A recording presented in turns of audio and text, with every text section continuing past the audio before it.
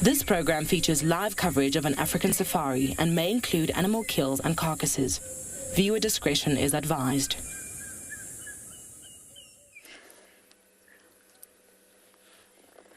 Good afternoon, everyone. Look at the beautiful view we have and the beautiful blue skies. It's a fantastic day here in the African bush, and we're just admiring this flowering knobthorn. So, everyone, it's that time of day for your live safari through the African bush.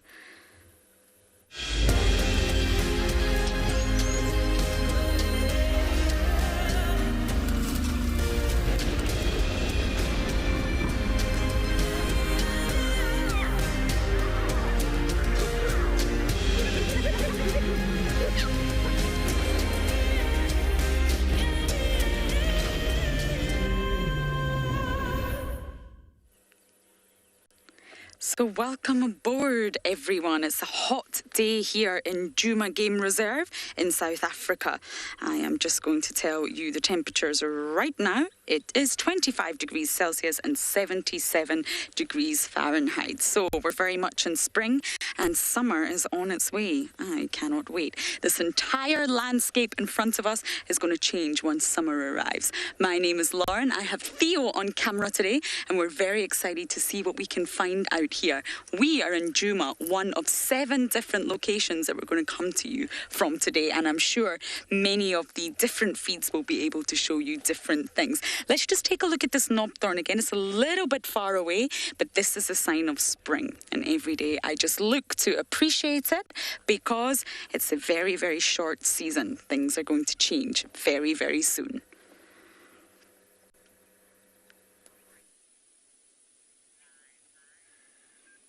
A warm welcome to all our viewers. We are currently here at Ambient in Gala, and we're looking at a pack of wild dogs. Now, there's a few of the adults that's gotten up now, and you'll notice there's a few puppies just off to the left. So it's not going to be too long before eventually they'll start getting up and move towards wherever the adults might be. But you can hear just this faint sound of like this high chirp noise from these wild dogs. So I'm NIKKI, going to be your ranger for this afternoon, and with me on the camera is Gert. So just to head back towards these wild dogs, so earlier on as we were watching them, the one adult got up, and as it got up, all the youngsters came a bit closer, and so we don't know, maybe it's just them getting a bit restless. They've been here the whole morning until this afternoon, and hopefully if they do start moving, we'll be able to follow them for the next little while. See how those two just grooming one another.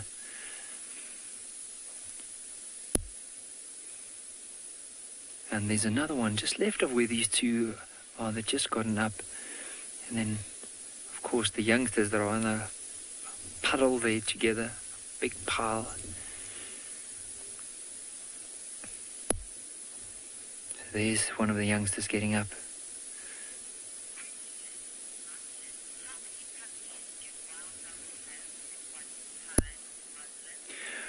Rosalind, it all depends. Like, there are some records of anywhere from, could be maybe as few as 5, 6, but they can get as many as close to 18, 19 pups in a litter. So this particular litter size here from one female is 11 puppies. And there could have been more. We don't know if they've all made it. But by the age, or seeing them now, so they haven't, it's not that they just, excuse me,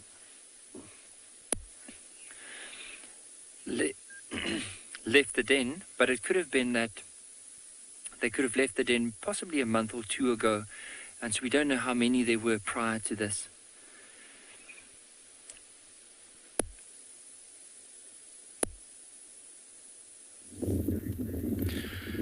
Jumbo, jumbo, hello, hello, everybody, and very well done, NIKKI, to get the dogs there with the puppies, and 11 puppies, it's normal for wild dogs, while the lionesses, like you can see one here, the maximum cubs they'll get are 4. She's just posing there looking, and a very warm welcome to our afternoon drive. And my name is David, and on camera is Bungay. Bungay, how are you, sir? Very excited to have all of you on board welcome, welcome. And we're very lucky to start our afternoon drive with a lioness there. It's spitting here in the Masai Mara, but quite warm, 21 degrees Celsius or 69 degrees Fahrenheit. And this particular pride here is called the Olololo Pride. I saw this pride in the morning, and they had two mishunts. They tried first to hunt a topi, which they missed. Then they tried a zebra that aborted. But looking at their bellies, I'm very convinced they must have hunted something. That belly is too big, because they tried to examine them in the morning and they did not look any pregnant. So they must have caught something for themselves. There are four girls. We have that one walking away there. And we got another one on the road. And remember, we are coming to you live. And we are happy when you talk to us.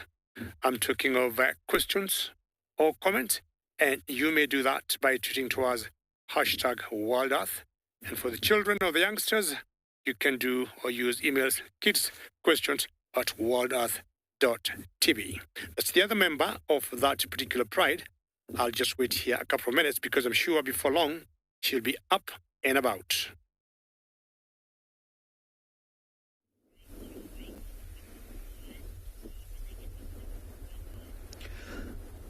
Welcome to a very windy and beyond Pinner Private Game Reserve, and we've got a female cheetah also quite lazy, sleeping in the shade there. My name is Devalt, and behind the camera we've got Craig, and we actually have a beautiful sunny day, but it is quite windy, and I think we are gonna just sit with this cheetah for a little bit. It's actually a cheetah that Dumi had earlier today in the morning, and she was close to this open area, not far from where she is lying down right now. Remember to send your questions and comment to kidsquestions@wildearth.tv, #wildearth, or use the handle @FC on Twitter. Oh, she is nice and lazy, just like those lions that's on the other side. Head down, and actually can see that she's breathing quite heavily, because even though the wind's blowing, it's a nice and warm day. See the dry grass around her. We are right in the dead of winter. Not always you get to see a cheetah lying down with her head flat like this. Always trying to be quite wary of what's going on around her, but we're just going to wait for now and see what she gets up to.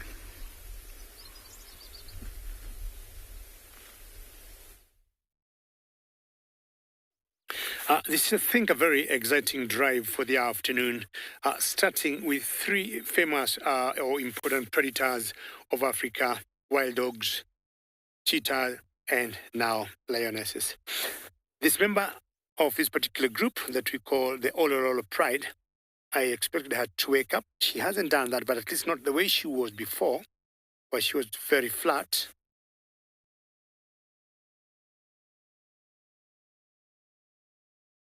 Animal Life, you'd like to know how many lions can be in a pride.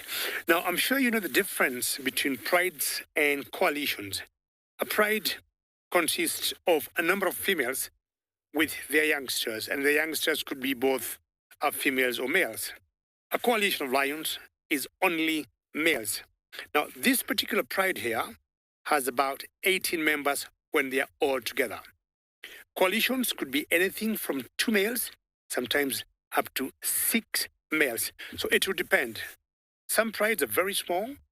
We got a particular pride here in the Mara that's called the Mogoro Pride, and another one's called the Paradise Pride, and both of them consist of 2 females each. So it depends, but it's anything from 2 to 18, the largest pride that we have here. And the other one that I know that's big is about 14. Remember, we're coming to you live.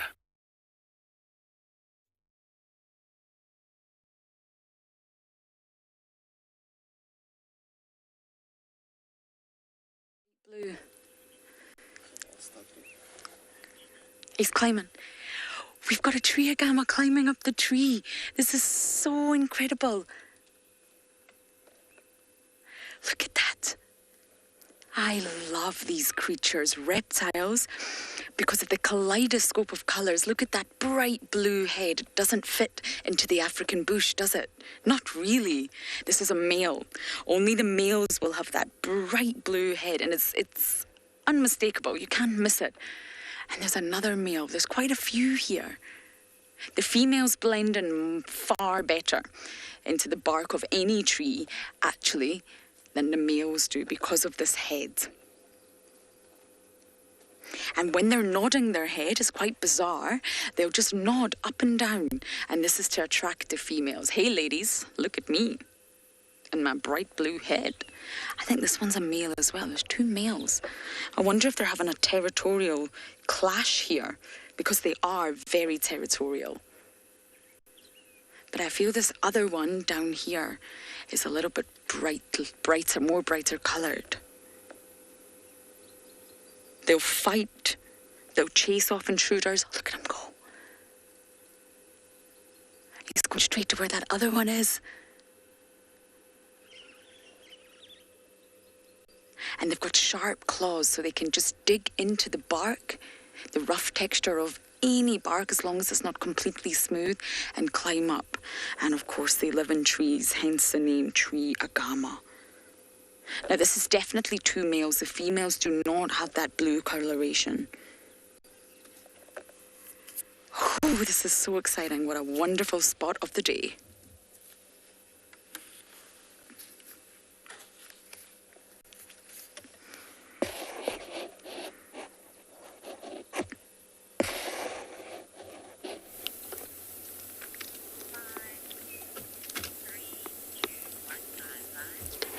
Good afternoon, everyone. Indeed, welcome to the Law Field in Mpumalanga Djuma Game Reserve, where it's about 27 degrees, 77 Fahrenheit, and looking at the leopard lying in a shed. It looks like all cats lying in a shed at this time of a day, and it seems to be still hot for them. And my name's Andrew, and BK behind the camera, so we'll be talking a bit about this leopard this afternoon, see how she does for us.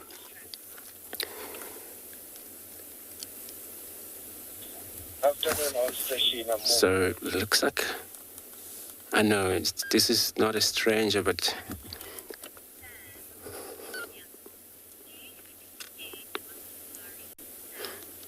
Sam, good question. I never get scared. I started these, of me thinking to be a guide. I started to think about this when I was in school, and that I was very young.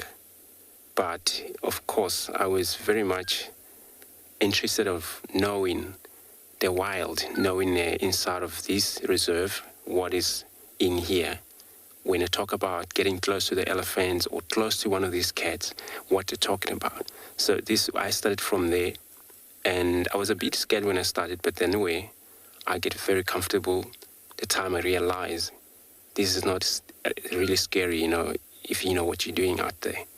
So all cats, including elephants, rhino, all of these, big five. Even those crocodile, they're not big five, and hippo as well.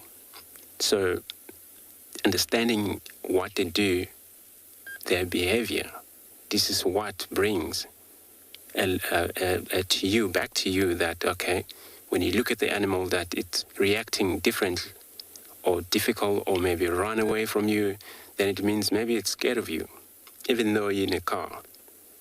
So you won't push too much on that animal. You gotta leave it. So now the comfortable zone, it counts, where animal now, it will run and stop because of maybe they see, you're not chasing them anymore. So this is really, I'm not really scared of them.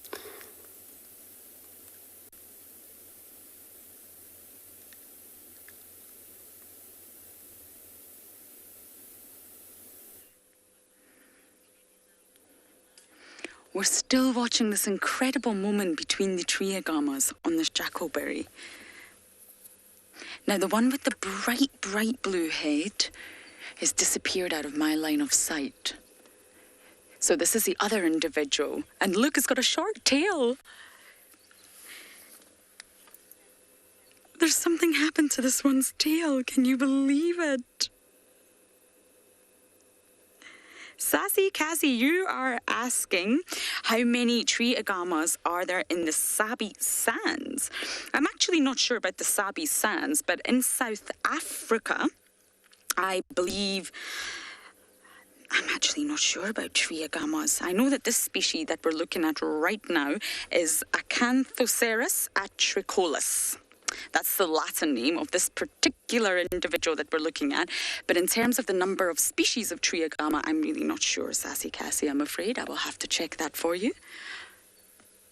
Look at this one. Look how well it blends in. It's only the blue of the head that really, really stands out. Now, normally the coloration on the male has a lot of red on the body as well.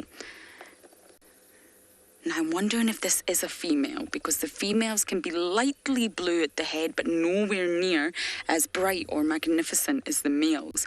And I'm wondering if this is what the male is after. And that's why he's nodding his head and moving so furiously. And there he is, completely different. You see that? The blue goes all the way down the spine. Incredible.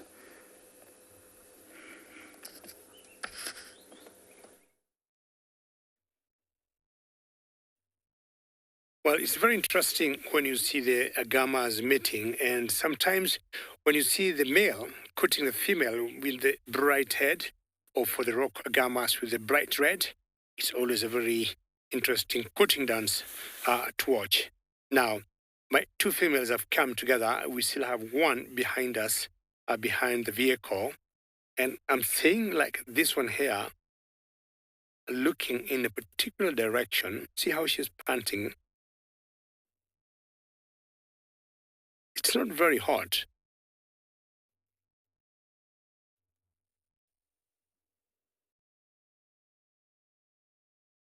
Daniel, that's a very good question at your age, at 8 years old. Daniel, tell you, lions can hunt anything that is the size of its own size, but the largest animals you've seen are lions hunting here, Daniel, are Cape buffaloes. If you see buffaloes, I'm going to show you, but I'm trying to imagine, Daniel, you know how a buffalo looks like, or if you think of a bison. So the largest prey that in this particular area, lions hunt are buffaloes. But don't forget, Daniel, they can also hunt other bigger antelopes called elands. They can also hunt giraffes. You imagine, Daniel, the size of a giraffe, the tallest animals we got in the world. So they can hunt elands, buffaloes, and even giraffes. But in general, they'll hunt the animals the size of, I would say, a zebra or a wildebeest. Now, one has gone flat, and we got the other lioness coming from a distance. We shall be waiting for it to come, and we'll see what happens once she comes and joins these two other lionesses.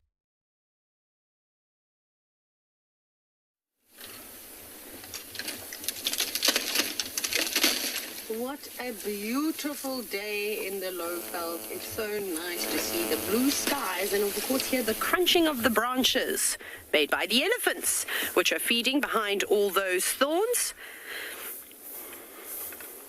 Hello everybody, my name is TAYLA MCCURDY and on camera with me today is Odie, and we are here at Pridelands Conservancy, and we found a very big herd of elephants, but hopefully they're going to feed in our direction so that we can get a proper look at them.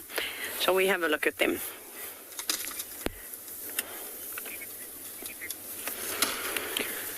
Emily, yes, you are indeed correct.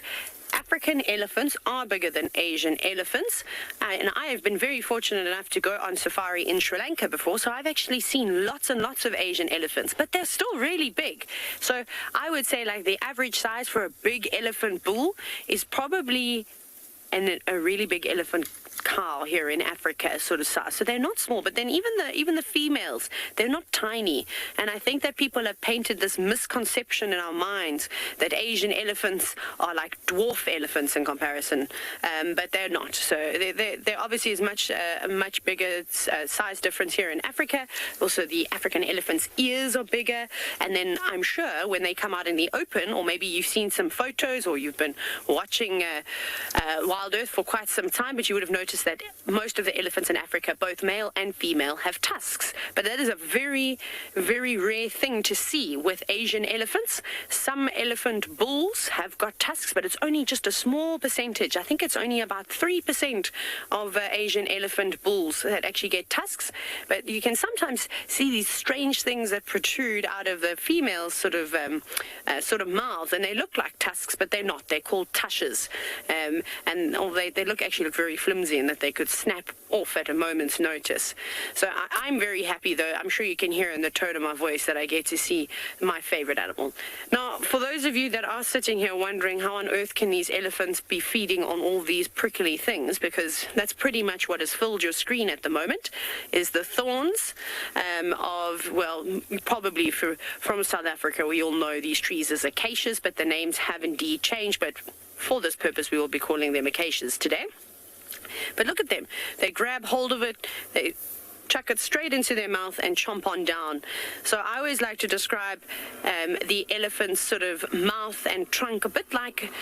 Sorry, there's an aeroplane going over the top of us. An aeroplane. But we'll talk a little bit more about how tough the elephant's skin is in a bit.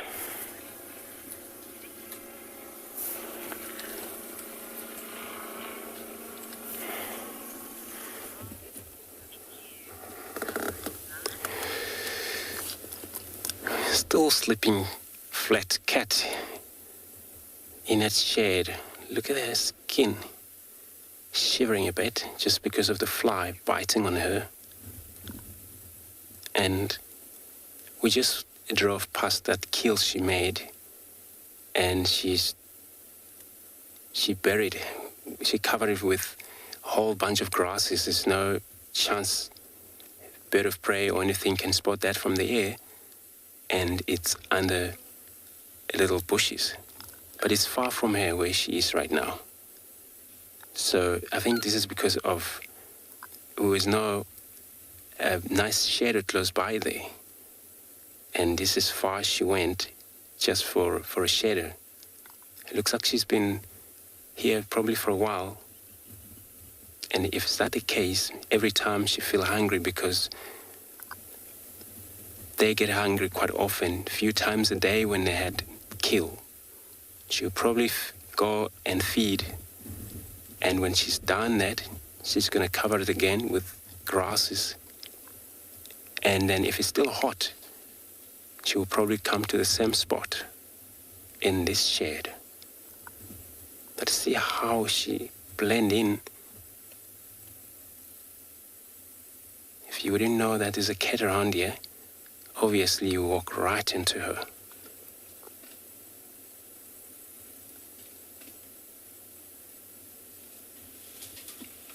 Well, cats, like leopards,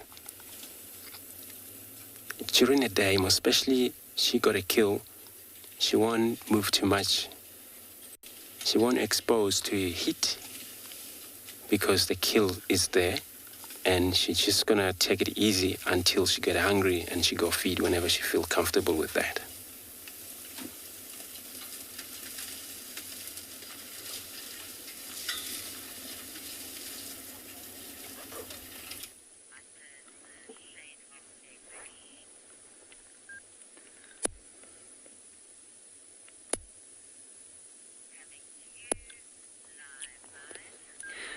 Talking about camouflage and being relaxed, let's look at how well camouflaged these wild dogs are as well, especially in these open areas. Because if you look at the pattern on their coat, you'll see that it has those light browns like the grass around, quite a lot of black like the shade in which they are lying down. And even with the youngsters that are lying down at the bush at the back, unless there's any movement, you can't really see them.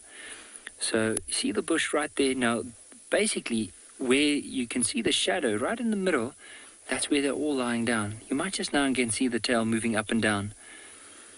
And that's one of the ways we can find wild dogs, or even cheetah. Whenever we do move into an area where the grass is quite tall, it's looking out for any movement that we can see. But look at the tails moving as they're swatting some of the flies away. But it's so interesting to know that with wild dogs, they are very energetic predators. Whenever they get up and move, they can run for long distances, especially within a day. But the problem with them is they are sometimes prone to overheating.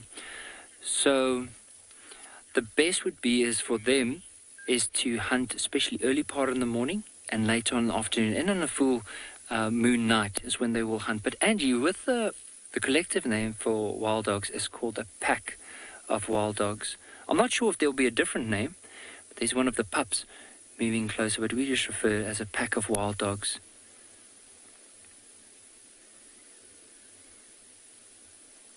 So what I want to try and do now, it is a very high frequency that I don't know if we'll be able to pick it up on the camera. But if there's a bit of interaction, I want to be quiet so you can listen to the whining and the high-pitched noises that they often do whenever they interact with one another.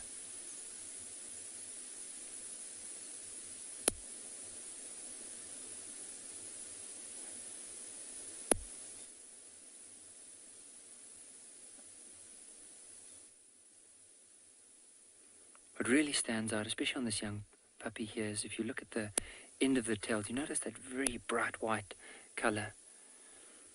Just move to the back. Probably there's some more shade at the back, and there's some other ones we saw as we were moving in. I'm sure that one's just going to go and rest down there. Well, these ones still heads down. Now, between us and those youngsters are most of the adults.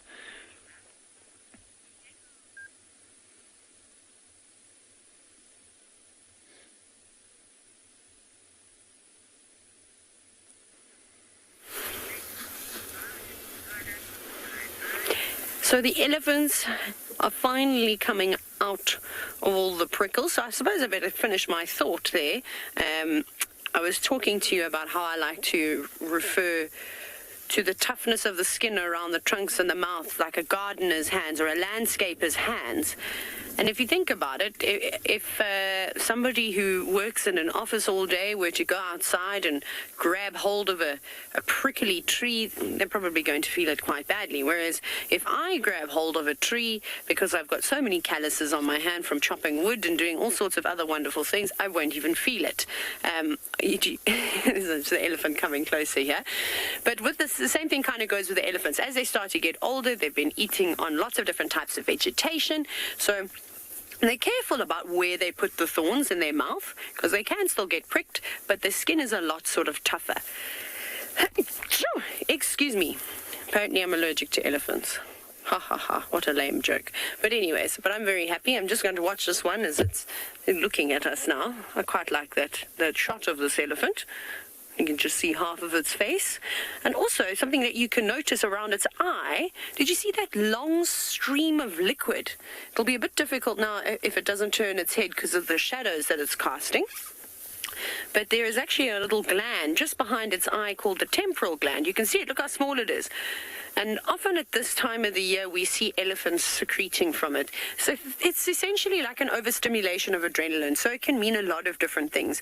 It can show whether an animal is excited, whether they're very stressed, and a number of different things. But at this time of the year, it's obviously winter in South Africa, and in the low veld, the vegetation becomes quite dry and sparse. So it might just be that they're a little bit more hungry than usual.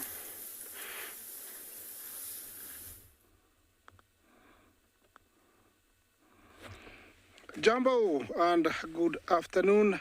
Welcome back to the Masai Mara, the Mara Triangle. I'm here already at Owino's area. Good afternoon, my name is Isaac. On camera, I have Big James. Already we are set out higher in the plains to show you some beautiful animals. So please welcome talk to us on hashtag Wild Earth. Questions and comments are very, very welcome. It's already a very beautiful afternoon, and as you can tell, the animals are very happy. They're enjoying the greenery. Here I have eland and waterbuck. Eland is our largest antelope here in the Masai Mara. Surprisingly, it outweighs the buffalo, but many people tend to argue about that, but record-wise it is slightly heavier. We have a baby boom this time of the year. As you can see, we have some young ones, very new. That one I would give it maybe a day or so. And there the mom is quite close to her. The really dark gray one with a huge dewlap, that is a male. See how big he is. Yeah, he's quite big in comparison to the female. And then the antelope way back is the Fasa.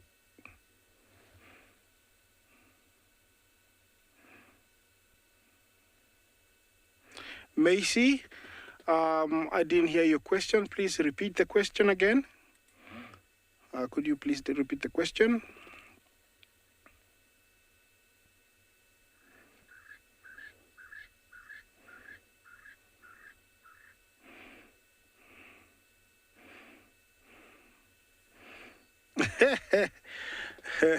What is the hairiest, what is the fluffiest animal in Africa? That's a very interesting question, Nathan. Let me go through my data. My brain is processing very fast right now. The fluffiest in animals. I don't think would get very fluffy as the term fluffy dictates, but maybe the hairiest. I'd give it the hairiest. Which one would it be? That you really got me. Hairiest. A waterbuck will be very hairy. I would say the waterbuck is the most hairiest animal. I don't think we get another much more hairy than that. Well, the climate here in Africa doesn't allow, and especially in the Mara, doesn't allow the animals to get very hairy because it's already hot. So they adapted not to get very hairy, and that is the waterbuck. It's got a very thick coat. The coat is very thick. It's very hairy, so to say. So we don't have as hairy animals as you'd think, because it's very, very hot here.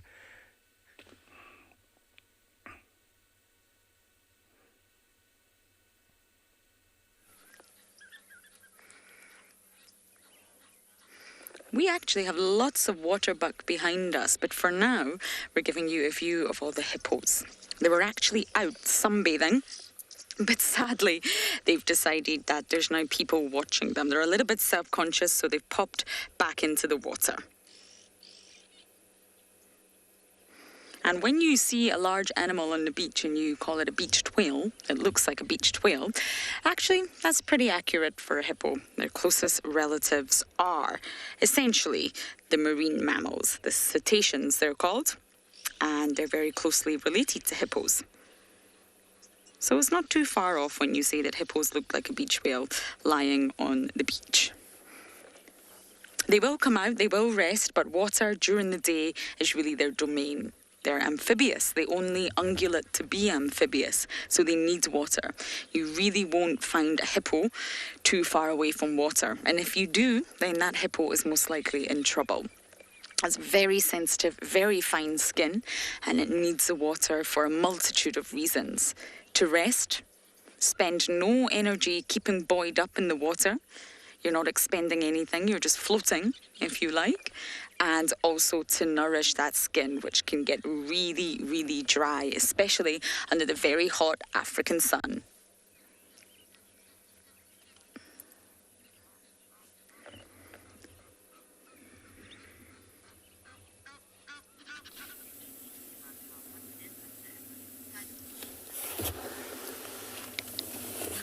How beautiful cat still painting, you know. Look at this beautiful full belly. still young cat, still young female leopard. And she's still staying within her mother's territory. Thandi is the mother.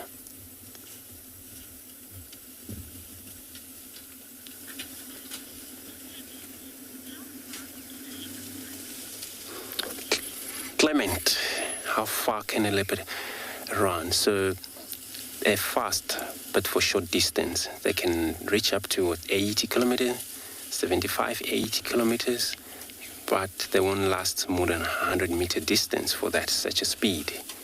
Indeed.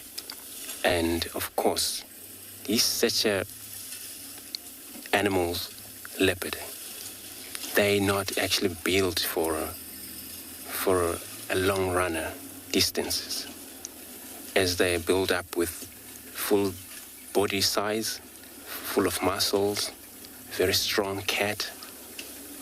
Of course, cheetah, they're the one that they're built for such a speed, but they can't keep running for, let's say, like 1 kilometer in such a massive speed like that. Of course not. And it's same to this animal we're looking at right now. So they can keep such a high speed to catch what they need or to get out of the danger immediately. But then you see how they will paint to show that, they're tired, very tired.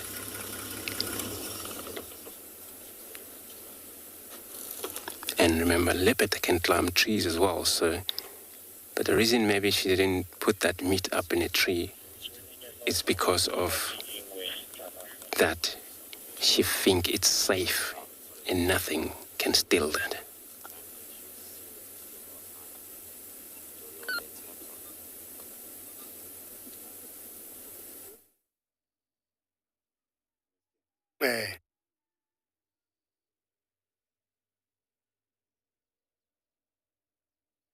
That's correct, Andrew. I mean, the higher the kill will be stashed, the better. And if anything or any animal would come for that kill, would be only vultures.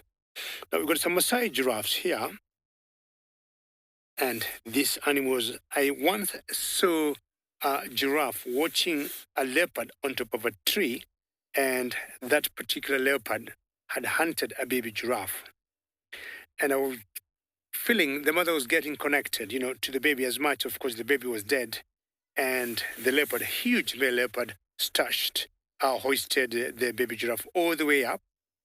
That giraffe stayed looking at what was used to her baby and the leopard for 3 hours, not moving. The leopard never came down. And the leopard, during the 3 hours was there, was not feeding on that baby. The giraffe looked like it was a statue. It didn't look like real, but she was just frozen there looking at her baby.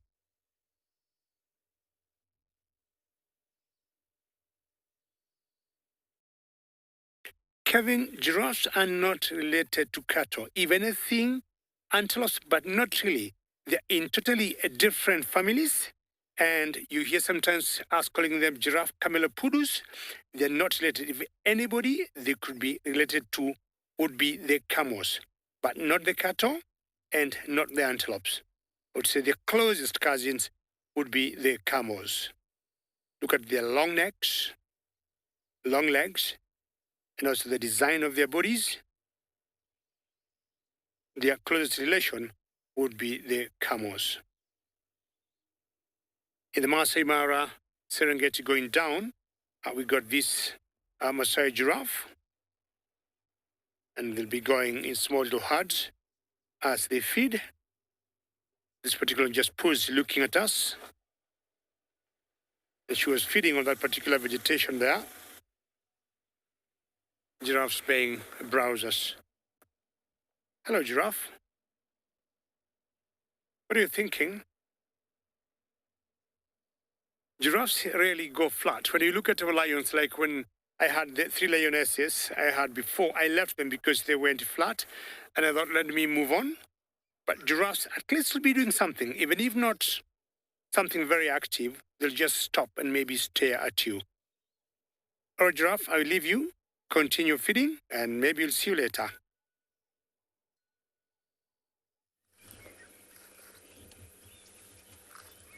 From a tree agama, we now have another reptile in the form of a water monitor lizard. Now, Theo and I actually had an incredible sighting with one the other day, and I wonder, I could be wrong, if this is the same individual. The blacksmith lapwing just dive-bombed it. And I wonder if it possibly went a little bit too close to a nest or eggs, but now it's calmed down. And you can see the monitor lizard is doing exactly what it was doing the other day. It's hungry. It's hunting. They're omnivorous, but more so on the carnivorous side.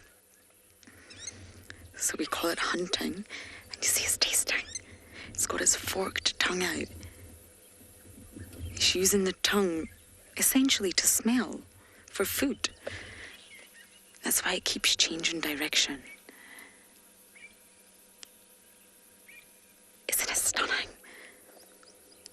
Also got really sharp claws for walking on land, being terrestrial.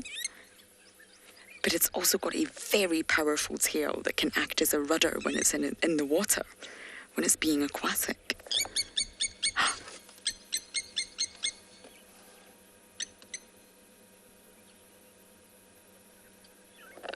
Did you see that? The blacksmith lapwings are not happy. They're trying to protect something here.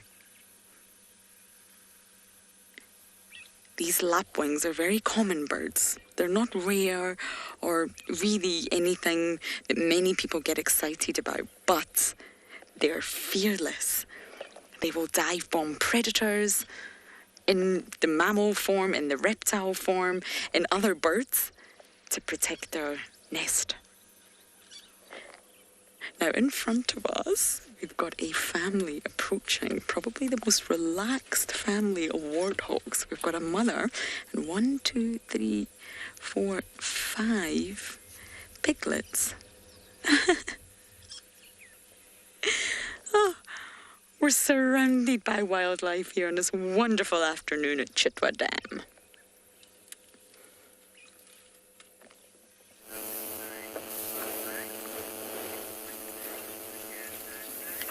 That's exactly what we're hoping these elephants are going to do, is to head down to a watering hole to quench their thirst. But I suppose elephants are an animal that resonate with me most because they're constantly eating. Now, we've got a little elephant that's standing in the shadow of Mom.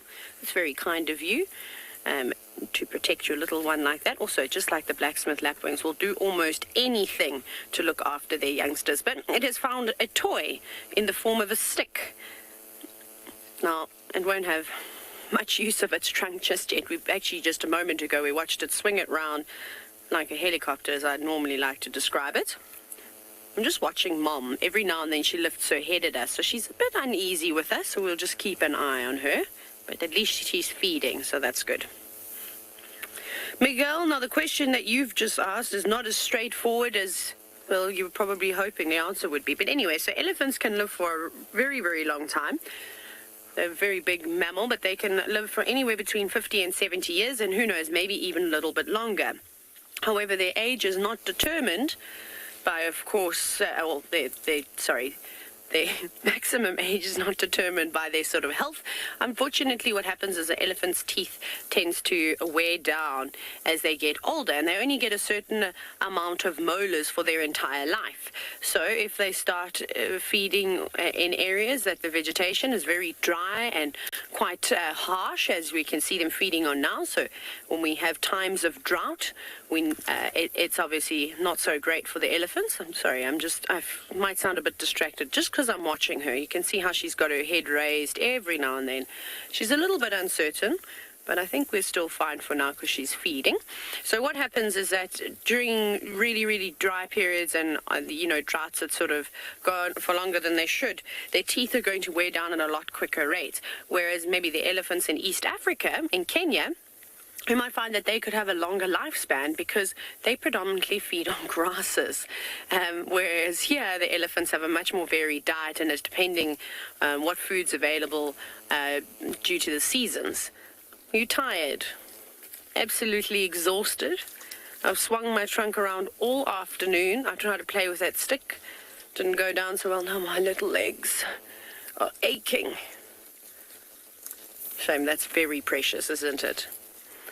And Mom is so accommodating too. She just stands still and she's like, okay, that's fine. If you're tired, you can have a little siesta. I'll kind of just move around in circles around you.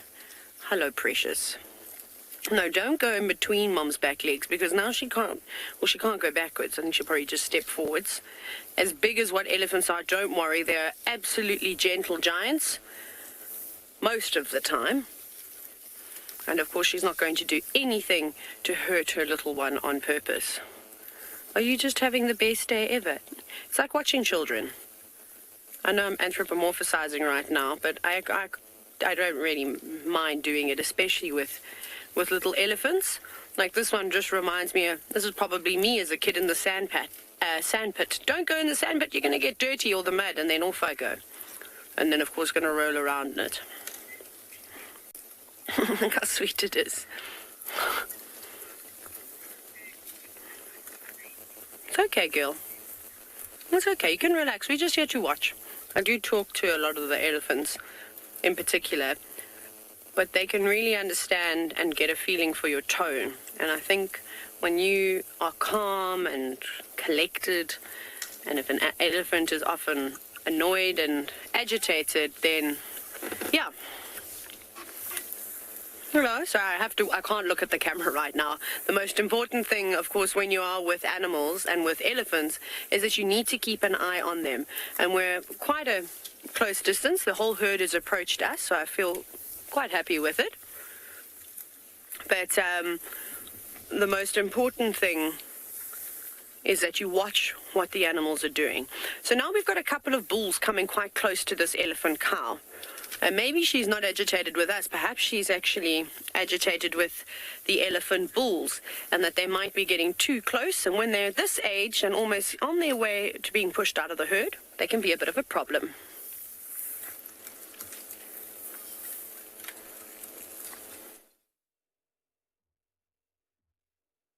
I hope, Taylor, you enjoy the company of elephants all around you, and wonderful to see a baby elephant. And I got baby giraffe myself. Now, the giraffes I saw earlier are about 1 kilometer away from these babies. And my guess is the mother was not there. Sometimes back, we had a small debate with my colleagues, and we were discussing which are the most careless mothers out in the wilderness. And we had a consensus that the giraffes, female giraffes, are the most, I would say, careless mothers. I don't know how true is that, because I'm looking around and I'm not seeing any adult giraffes close here. And that would make these babies very vulnerable. Like the lionesses I had before, they're not more than 5 kilometers from where I am now. Now, if Bunge, you allow me, and you pan down all the way to the big trees down there, so like the giraffes I can see close to here, and that's almost 1 kilometer away in the background. I'm not sure whether that might justify our school of thought that giraffe mothers may be a little bit careless, because I'm imagining those could be the mothers, or that could be the mother there, because the other one is an eland. That could be maybe one of the mothers of these two youngsters here, and that's a long way from where they are. Because should a predator come for these two calves here, it will be very easy to bring them down. Now, see, as the camera is moving back to these babies, the distance apart. So by the time the mother runs here, these babies will be gone. And I'm imagining they are of two different mothers. I don't remember seeing a female giraffe with two babies or twins. So whatever the mothers are, my guess that was one, and then there's another mother elsewhere. Well, good luck, and make sure those lions don't come for you.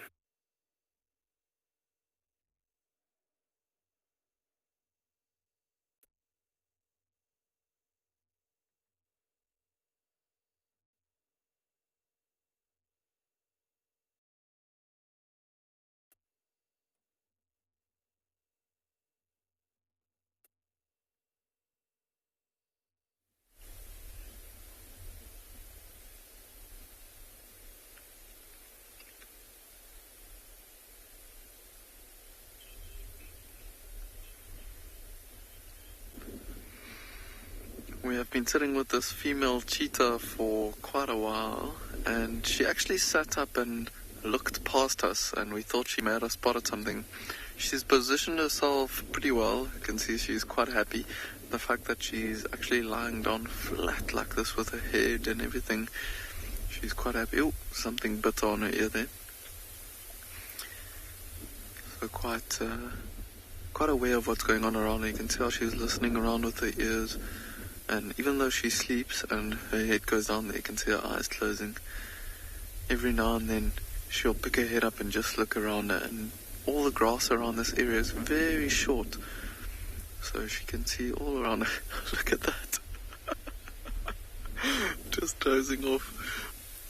She's nice and out of the, I think, just out of the wind there where she is. Not enjoying me laughing at her.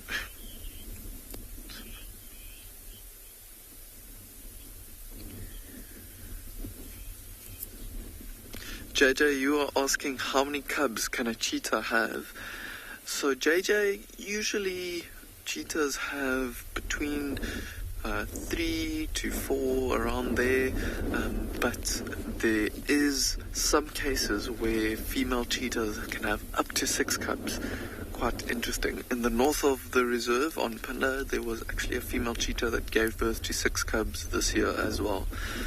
Very, very cool to just imagine seeing 6 little cubs with a female cheetah.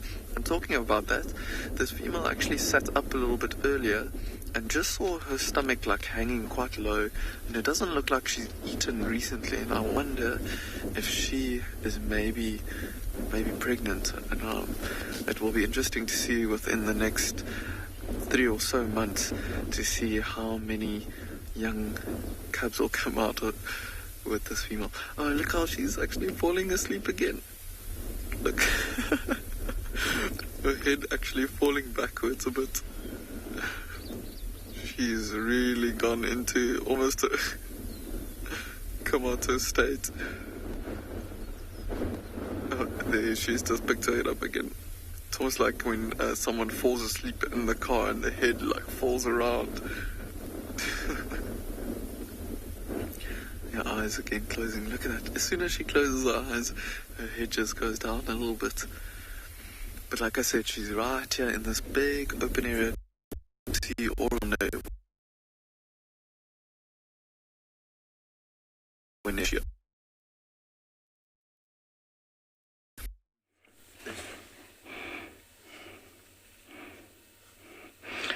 Jumbo, and here we are. I have a very big female walking down the road.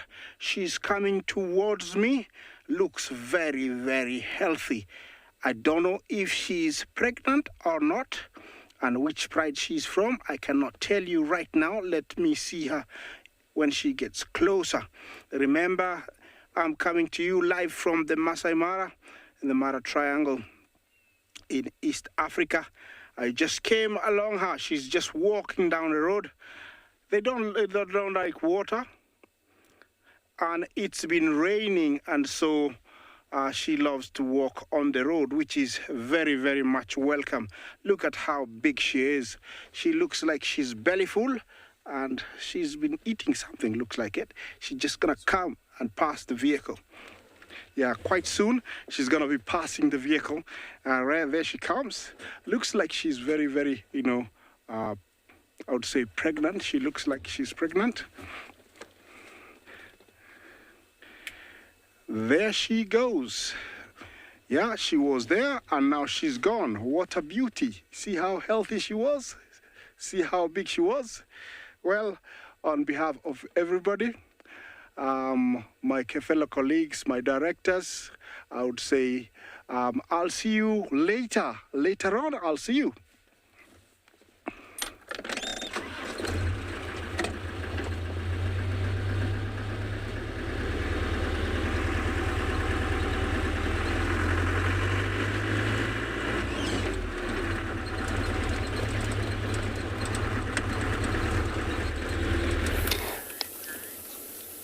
With the word cat still flat, and so that everyone we have joined by another vehicle here So there's 2 vehicles, so don't be so surprised when you hear kind of a talking on the far side, on the background. They're viewing the same animal. You know, since we got here, she only, put her head up just to see that car coming in, and again, she just went flat. So I was hoping probably, or maybe she will move back to that kill to feed a little bit while we're around, but it doesn't look like for now. And we're not sure when last she drank water. And the water from here, it's not far away. So she's just on the eastern side of one of the dams. It's called Bevelsoek Dam in this area. And she's not even bothered looking up, because usually when a leopard have a kill, they're worried about the bird of prey flying up in the air, such as a vulture sometimes. These are the birds that are scavengers. But if they don't scavenge this bird, then they attract a lot of other big cats, such as lions, as well as a hyena. If a hyena around here, they're definitely going to be interested on, finding out what these vultures are circling around out there for. So, but it looks like since we're here, there's no single vulture flying around. And she is comfortable resting. You can only tell by the tummy that it's a little expand, just because she probably ate a little bit just before we found her here.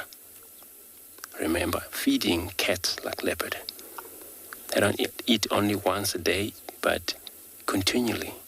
So could be maybe for 4 times a day, 3 times. It depends on how that leopard is doing. But also feeding, they take time, because going through the flesh itself, they have to pluck the fur off the kill or the skin. Not all of them, but of course, most of the antelope, they hairy, coat, but they don't do like lions or dogs or a hyena. Those are ferocious, but leopards, they feed comfortably. Again, when they have cubs, they don't compete with them. They don't compete. They take turns. For example, if she take the cubs to show where the meat is. She teach them by going into the area exactly where she know the kill is there, but she will go lie down for them to able to locate the kill of themselves.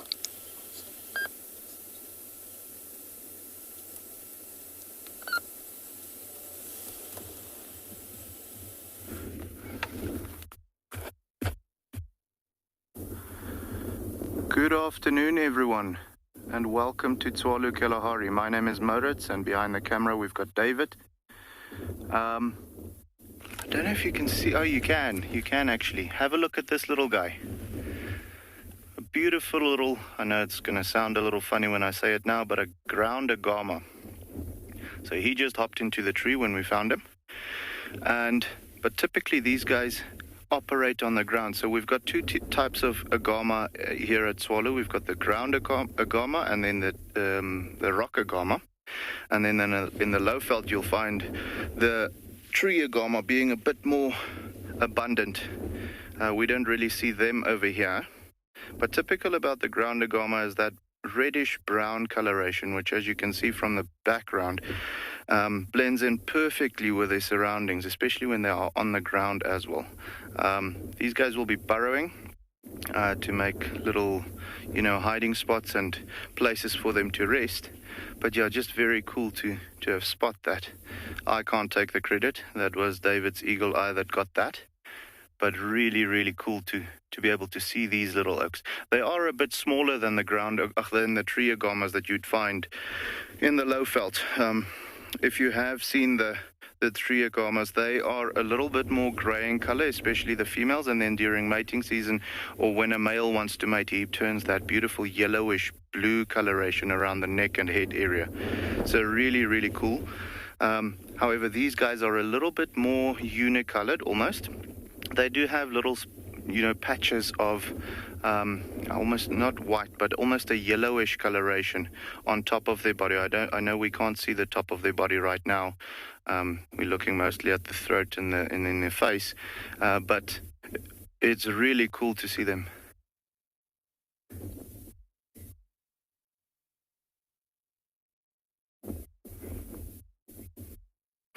Vicky just had a question. Are all lizards or agamas able to grow their tails back? Vicky, no, they can't. Not all of them are able to do that. So it's typically your geckos and your skinks that are able to do that. The agamas, I have seen some of them doing that. So the agamas also have sort of the ability to do that, but it's typically your geckos and your skinks, the smaller ones, the ones that don't move as fast, that have that ability to lose their tail and then grow it back later on as a way of defending themselves. As a matter of fact, I haven't actually, and don't quote me on this because this is just what I've seen. I haven't seen agamas growing their tail back now that I'm thinking about it. But it's very possible that they can. But absolutely not all lizards can do that. So if you think about the rock monitor and so on, they don't lose their tails. They use their tails more as a defense mechanism to hit, like with a whip, and also to bite to defend themselves. So they don't have that ability to regrow their tails. I'll actually go and have a look and make sure for you, as far as the agamas are concerned, what is going on there, and whether they can grow their tail back or not.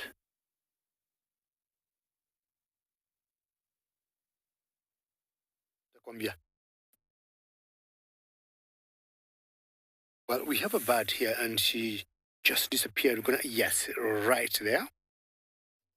And I would also guess if she would get a chance to eat the agamas, she would do the same. And this is the black-bellied bastard. Notice how quietly she walks. Very shy birds. Most of the bastards of this size, the bigger bastards like the Denhams or the Kori bastards, are more courageous to come out of the grass. But the white-bellied or the black-bellied bastards tend to remain in the grass, being shy. See how colorful he is. I'm thinking this could be the male and the female. Slowly weaving through the grass, looking for some early dinner. Most bastards are omnivores. Grasshoppers, rodents, small insects to the catch, beetles. Well done. How beautiful are you? They also eat some seeds. Very good. Speak of the devil. Sometimes they eat some grass blades. They eat small fruits or some sort of berries. Very majestic. So I've got something there. What have you got for yourself?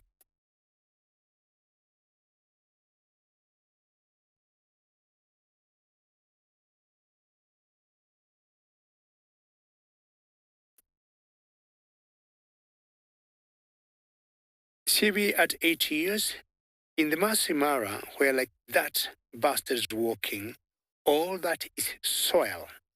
And the main soil here is what we call the black cotton soil. So that's why you can see he is very comfortable while walking because it is soft on the ground. But of course, there's some grass that is growing, which just pads the ground for him as he walks feeding. But see, we also got certain areas within the Masai Mara that are rocky, different habitats. And we also got some cliffs. But where we are now, it's just some plain ground with a lot of black cotton soil. You see these birds in general being solitary, but once in a while, you'll see them as a pair, a male and a female. I just need to leave the bastard here feeding. And when I was young, I used to call these birds baby ostriches, but they are not.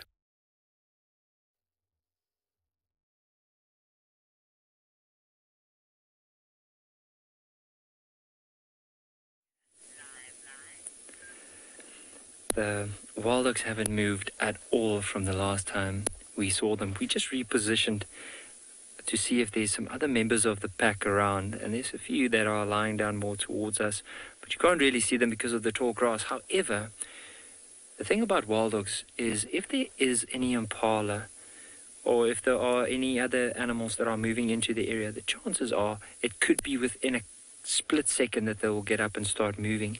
Now, there are impalas in the back. Now, we can't see them through the trees here, but early on, as we were repositioning, we could see them not too far away from here. So the wind is in the impala's favor, not in the wild dogs. But because it is cooling down, you just never know. They've been lying here the whole day. They are getting more and more restless. You'll see them turning around onto their backs. Now and again, you'll see a leg up in the air as the one turns. But hopefully not too long before they would eventually start moving. Now, that's the thing, is we've been sitting here for most of the afternoon. And the thing is, the more time we spend, the more chances we're going to be rewarded with something really special. So we'll have to give it a go and just see what's going to happen. But for now, they're not looking like they're doing too much, but we'll just have to spend some time. Rin, there are two leaders within this pack. So the alpha male, alpha female. So they'll be the ones that are leading the pack. Also, if there's a hunt, it might be them, or it could be some of the older members of that pack that will initiate the hunt. And normally how they do that is, so even if there's impala, they're not afraid to run into the open towards the impala, but only once the animals start moving away is when they will actually run at their at quite a fast pace in order to catch or single out a particular prey.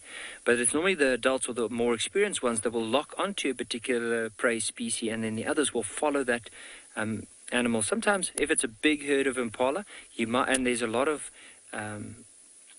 wild dogs, you might find that as the herd splits, that 2 or 3 dogs might head off to different individuals within that herd, and the others will follow them until, of course, they make a kill.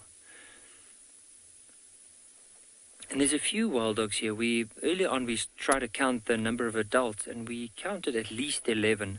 So because they're so spread and like some of them still lying down in the grass, it'd be interesting to see if all of them get up, how many would there be? There's one that just got up at the back.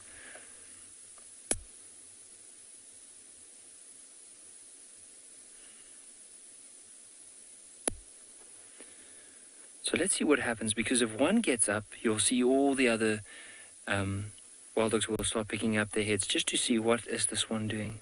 And it might be that he just gets up, goes and patrols the area to see if everything's still right, and then eventually come back.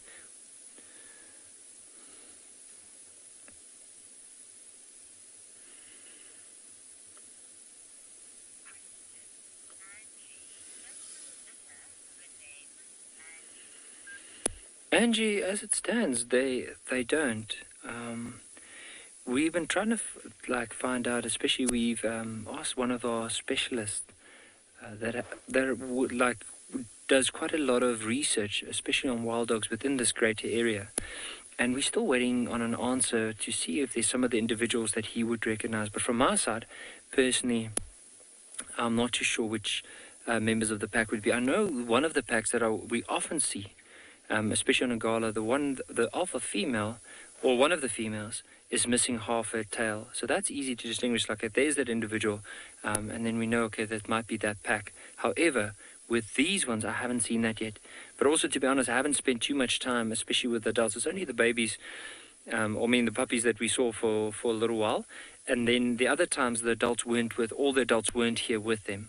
So the best would be if we spend some time. Hopefully, we'll be able to just see the individuals and be able to identify them from there. But you never know. I mean, with this greater area, sometimes you might find where some of the younger ones will join up from another pack, or it could be a brand new pack that we don't even know about. So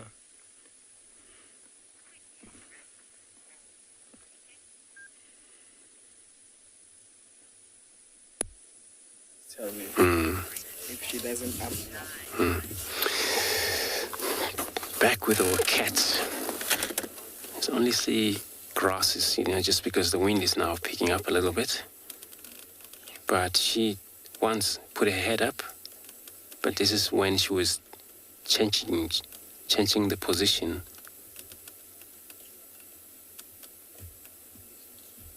Look, I only see the ears twitching, but because even when they sleep unconscious, so they don't sleep like we do. And most animals, they will do the same. If it's ever anything that move around here, they will hear it. As you can see, these ears, even though the head is down, but you see the ears goes like a satellite, it goes back or maybe forth, and straight up. So the ears inside of it's full of hair, long hair that, it defend air not to go into the air hole, so that there's no mishearing all the time. Even when it's too much wind sometimes, and they don't have a problem with hearing. But she's still painting once again that it's because of being so much hot and she just eaten.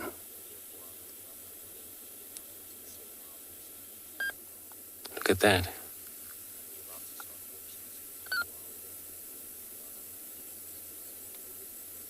Leopard mainly know enough putting their kill up in a tree, but maybe not all of them does that. Some, they have a lot of experience of how they hide their kill. The only problem is that when a kill comes to very much bring a lot of a smell, and if it's few days old, this is when now whatever she does, covered with grasses or anything, that smell will expose, will go everywhere, and eventually it will get stolen. So, but they do put up in a tree. A fully grown impala like that, what I saw back there. And it will be brilliant size for her. If she would put up in a tree, then it will last there for a few days, maybe 3 days, full grown impala like that. And they don't really share. So, especially she's independent right now, but she won't really appreciate either father or mother coming to feed.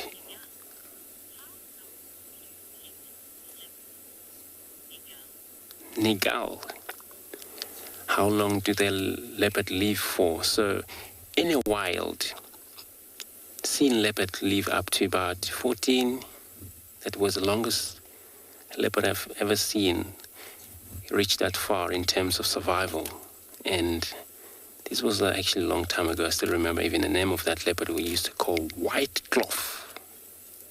But long time ago she died. So she died over age, and she was killed by another male, because then I think she comes aggressive. So they can reach up to 14, 15 years if there's some more, especially female. But males, they tend to die just before age of 12 or maybe 13 because of challenge they come across, a lot of fight, trying to defend their own territory. But that case, then, they have a lot of, they have to make sure each leopard in the area, being a dominant, you've got to have to reactivate the scent, your boundary, because this is the communications to stop arrival, to stop who doesn't know you're there. And all territorial animals, they got to do the same. But even though they do that, they still have a lot of challenge where strong male will come in, challenge to claim that territory And to claim it, it's about a fight.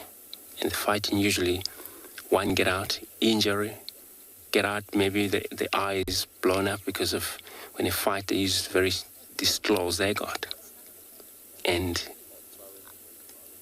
the fight continues sometimes for all day and push one another that way. They take a rest, but if you're there, you would have a growl from that position and other position until there is a fight again and over and over.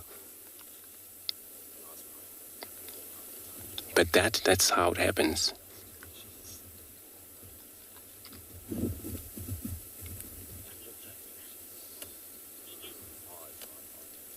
Pretty wind blowing up here.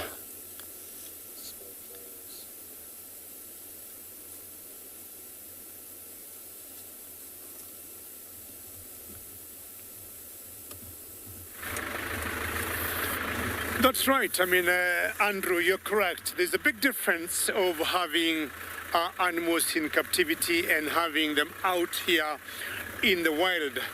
Like earlier, I had some giraffes, and giraffes will go about, 25 years or so? I mean, in the wild, but in captivity, giraffes have been recorded to go almost 30 plus years. In Kenya, ideally, we always have all the animals living naturally on their own.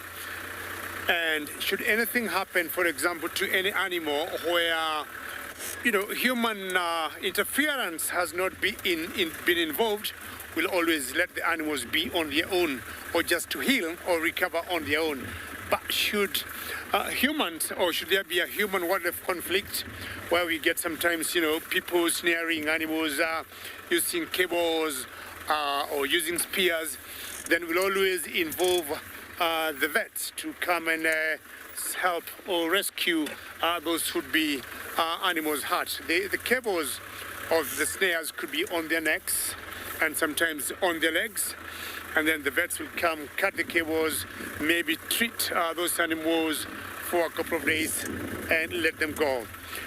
Now, in this particular area today, there was a leopard that was spotted, and this is very close to an area that we call the marsh area. And that leopard that was spotted this morning is called Romy. It's a female leopardess called Romy, and is what I'm trying to look for. I've been seeing so many impalas here, and their body language says, all looks good, nothing to worry, as much as sometimes we come and we get, there could be a predator and maybe the prey are not aware and they're just feeding as usual. So I want to chance on that leopardess in this area, but as I do that, I want to show you the impalas I'm talking about, and sometimes just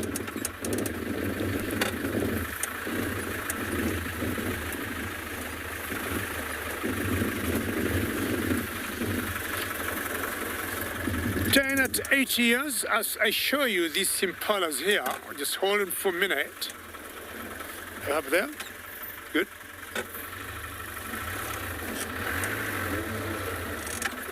Okay, now what happens out here in the bush, we normally don't attack the animals, and if they happen to be uncomfortable by our presence, we have learned either to be quiet, number one.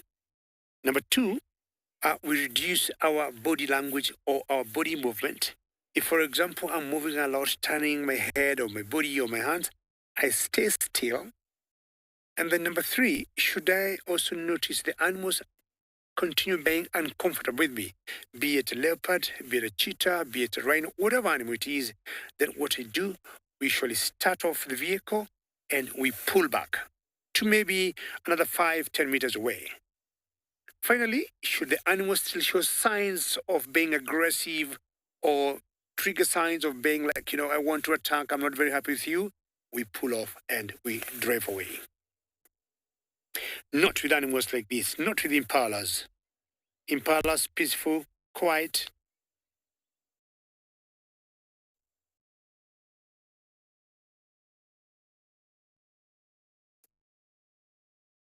Daniel, the altitude of the Mara we are talking of about 5,000 feet above sea level. or 2,000 meters.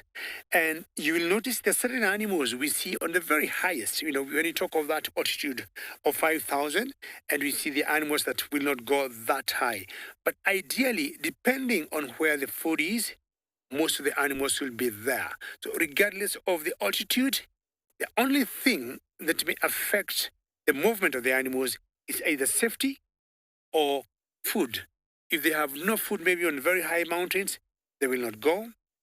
And if the high mountains have lots of thickets or forest and they cannot see themselves very well, like these impalas, they'll always avoid such areas. Now, if you look at impalas many times, that is the farthest they'll go to the thickets. They're in between there. Then they come out because impalas, we call them mixed feeders. So they'll browse at one time and they'll graze the other time. And if you look carefully here, this is like what I would call a breeding herd of impalas or girls, but I'm sure there could be a male somewhere.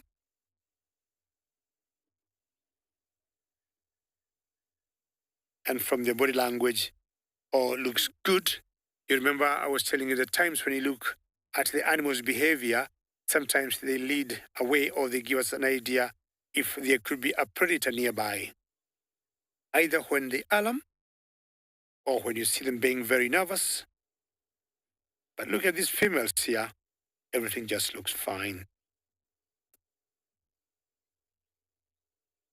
The grass is quite lush here if you look carefully.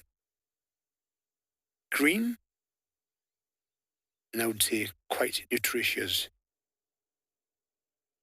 So every few minutes of eating, but also look up, watch, and listen. Then heads down, more grass, moving on, churning the soils with their hooves.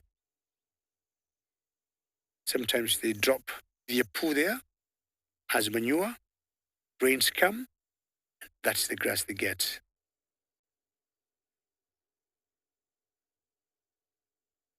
Now these impalas are not helping me with my search of Romy the leopardess, and I'll move on to a different area.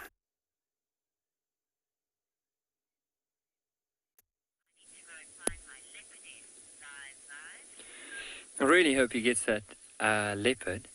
But talking about impala, for wild dogs, that's one of their many prey species that they will probably go for, especially with a pack this big. So often they'll, especially if there's a herd of impala around, that's when they'll go specifically for the herd.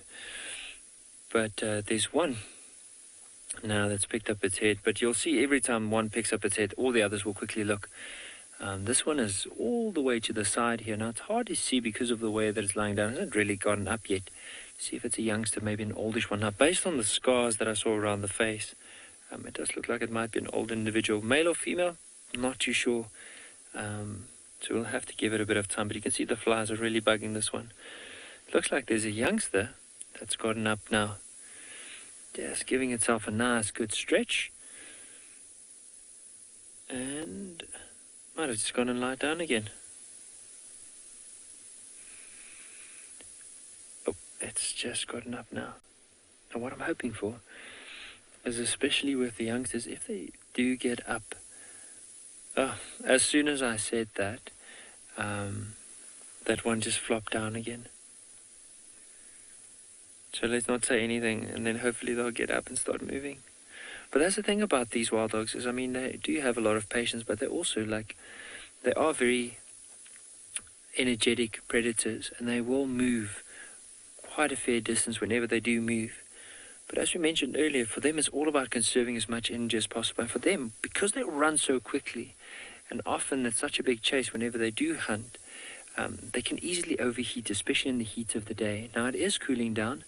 We're still sitting here without jackets, but from here going forward, as soon as it cools down even more, there's a chance they might move. I mean, there's one that just gotten up now. Now, let's see. Maybe... Does it look like that one has half a tail? Might be that pack that we were talking about earlier.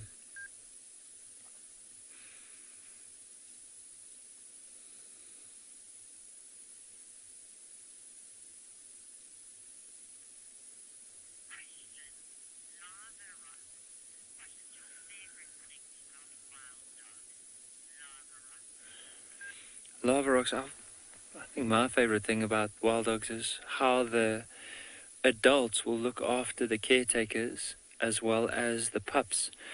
Now, there is one, what I've seen before, especially with... So we're going to do, before I carry on, let's quickly head across... Get this tracks in, okay?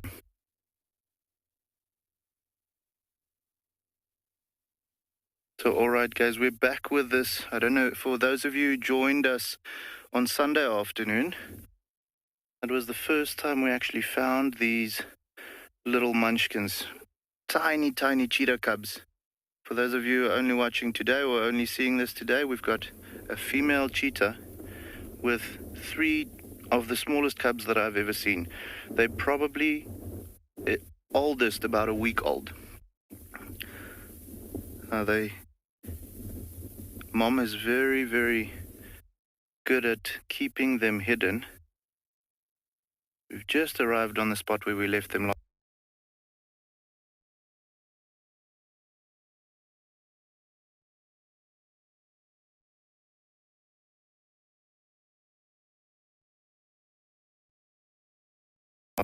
Kept our distance, and we're going to try not to move too much. Maybe they move a little bit. Last time we were with them, they got quite curious and they actually came out.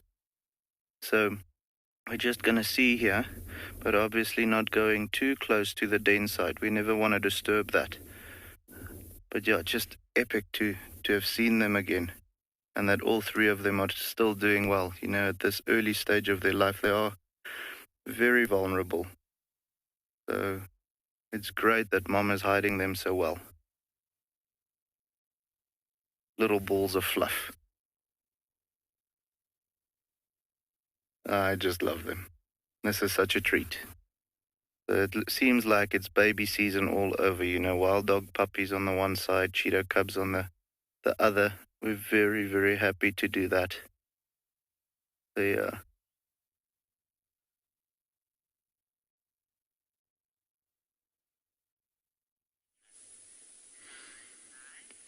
How incredible was it just to get a little glimpse of a cheetah cub? That is so special to see. Now, just to finish that story about what are some of the things that I really enjoy about a wild dog is, for me, it's all about how they take care of one another. Now, I have seen with the pack before, especially with injured individuals, how even though they can't keep up with the pack, is how the pack will eventually go and kill something, bring back whatever food they have, of course, and regurgitate, and they'll be able to feed. But so let's say with this pack here, what I would enjoy is like when some of the adults will go out hunting, they'll leave the youngsters here and there'll be 1 or 2 or 3 caretakers. The pack will then make a kill, and when they come back, they will not just feed the pups, but they will also feed those adults that were looking after the youngsters.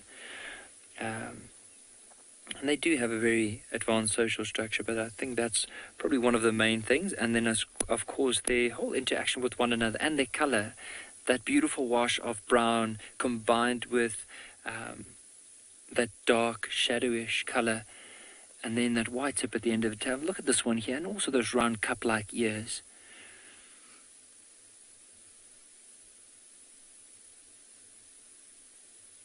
The one thing that I can say, though, about wild dogs, especially if you are near them, you can definitely smell them.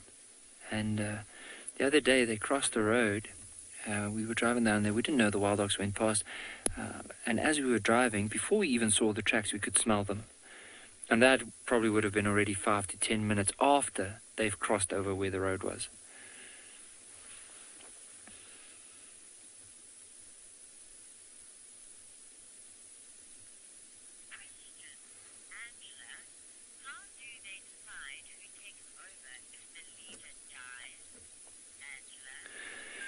Angela, it normally happens. I mean, there's still there's a lot of questions in that regard, and I'm sure there's still a lot of research trying to establish the social structure within a pack, and it will be different from one area to another. But from what I've seen and also from what I've read, and I'd like some of the viewers, if you can contribute to this as well, is that so often the adults or some of the more senior dogs within that pack will take over that position. It all depends on which individual. I mean, let's say if the alpha male was killed, possibly by a line, then possibly the next strongest, most experienced male will fall into that position. Or it could even be a male that have joined from another pack that has moved in and probably accepted recently, and he could eventually turn into the more dominant male. And vice versa with the females.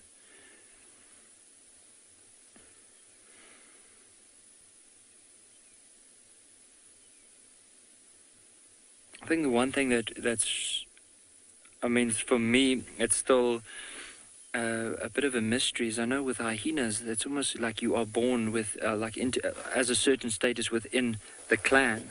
And of course, the females outrank the males, but with wild dogs, it's the dominant male and female that outranks the rest. But then, of course, if they move out, it will be the more experienced ones that eventually move into those positions to lead the rest of the pack.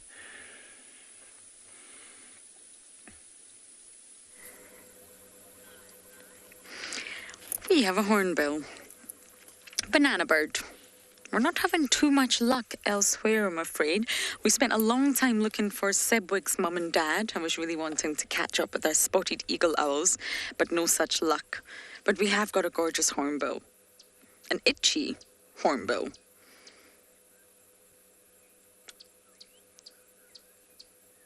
Oh, I feel itchy just watching this bird itch. Oh, no, it's not a yellow-billed. Sorry. My apologies. It's a red-billed. Thank you for zooming in, Theo. They are very similar, of course, but the yellow-billed has a much larger bill. Yes, it is yellow, of course, but it's very, very large in comparison to the red bills. But otherwise, they're very similar.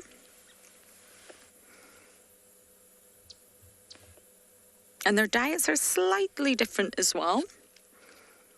Not completely, but for this red-billed here, it mostly feasts on insects, crawling on the ground. So by perching up high like this, they use their eyesight to see what's moving on the ground below. But they will also opt for seeds and fruits. Got to get that digestion moving, of course.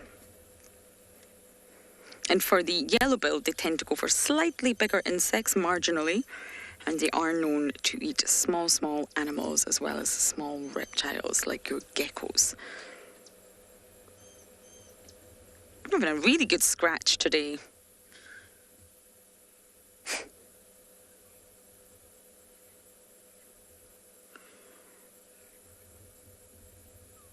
You can see the difference here in the feathers on the chest, the down feathers. They're much smaller and lighter, providing insulation for the bird.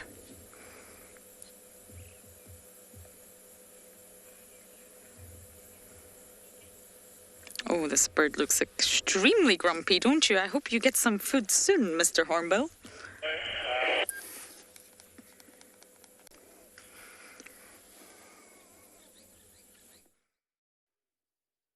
Well, hornbills are always interesting birds to watch. And we come to another feathered friend here in the Masai Mara. And I'm asking, who do you think this is? Hashtag Wild Earth on Twitter. Who do you think this is? I'll give you a clue very quickly. It is an eagle, but what eagle is this? What eagle do you think this is?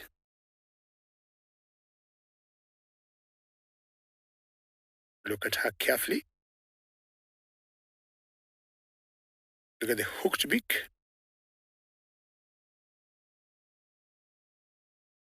I'm sure you'll be able to know who you think this is. Hashtag Wild Earth on Twitter. Who do you think this is? Again, a bit of spitting here, but I would say so far so good.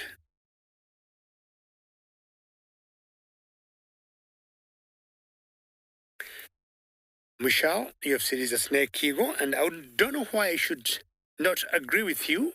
And then, Michelle, maybe we can add and say it's black-chested snake eagle, Michelle. And I would say, well done, Michelle. I would say this is the black-chested snake eagle. Not sure what's snake. Should be waiting for there. But all sorts of snakes they get, they'll catch. But not only snakes, they'll also get other small mammals, rats, mice, smaller birds, like is typical of many raptors. I was trying to look behind.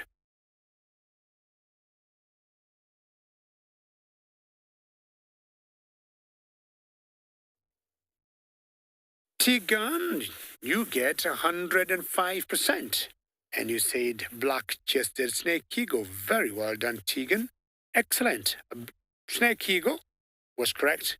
Black-chested snake eagle is even better. Very good. Now, I want to take a particular angle that's not facing the storm. It's pitting where I am, but I want to take a direction that I'm not going to meet the wall of the rain and maybe do more budding. All right.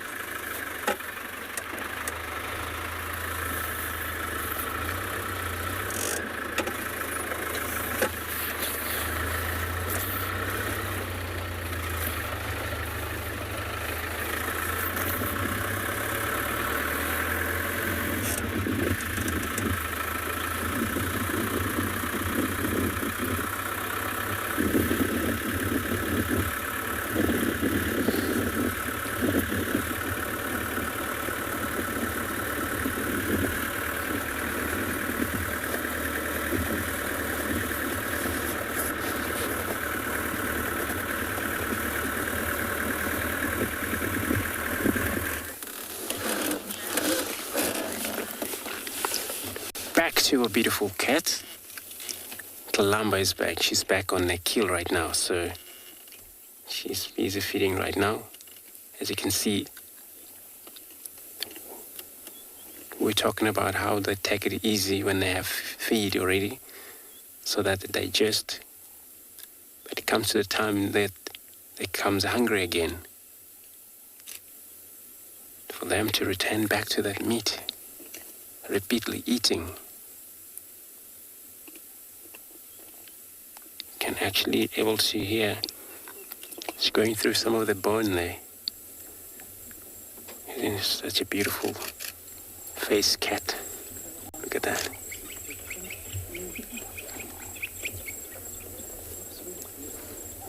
She was just trying to see how safe it is. Look at that. The little bone that she picked up. It's going to crunch that. It's going to swallow the whole thing. Look at his eye.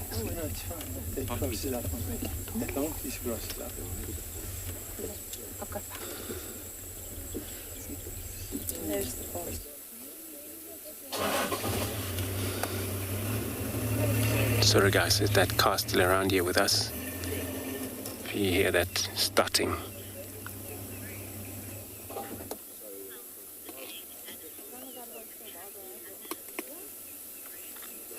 Ruth,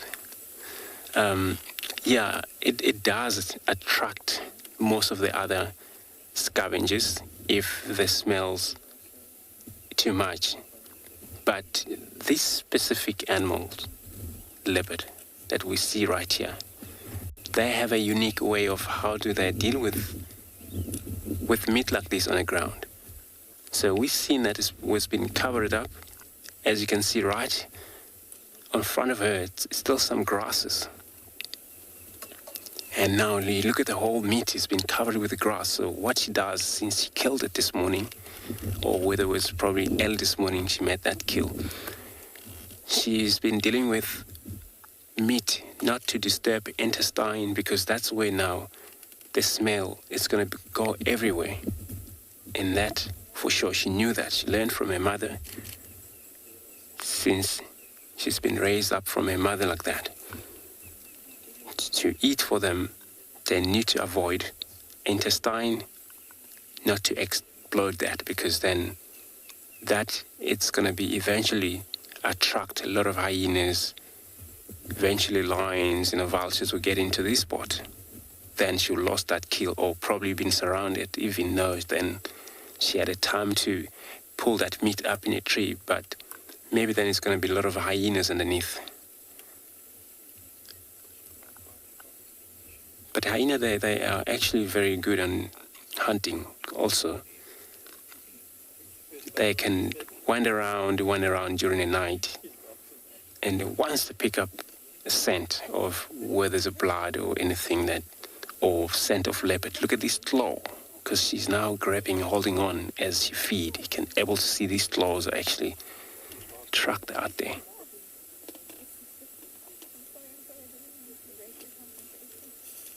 So once hyena get into this scene here, we're probably going to take it away, the whole meat. A single hyena can take this meat from her right away, easily. Because hyena, they're a powerful animal. They do a lot of fight with big leopard. But eventually they win a kill right away like that.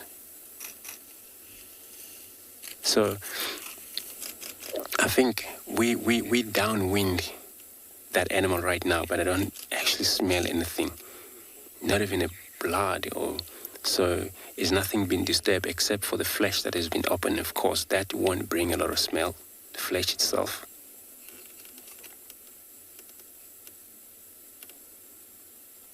Checking out for safety. She knew that anything could happen anytime. That's why she done that.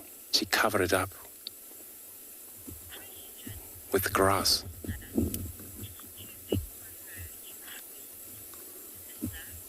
Alyssa, I seen a leopard like this size manage antelope like that, putting up in a tree. It could be that maybe it's far too heavy, or maybe she don't physically hosting kill up in a tree at all. It happened.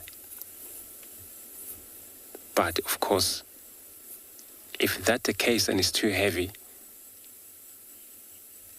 what they do is, so they separate the content, the whole content out of the animal, and they drag the whole meat. Then it's less lighter. They can able to do that. If she were really interested on doing that, I think she would have done it already. So she didn't want to do that. That's why she feed on the ground.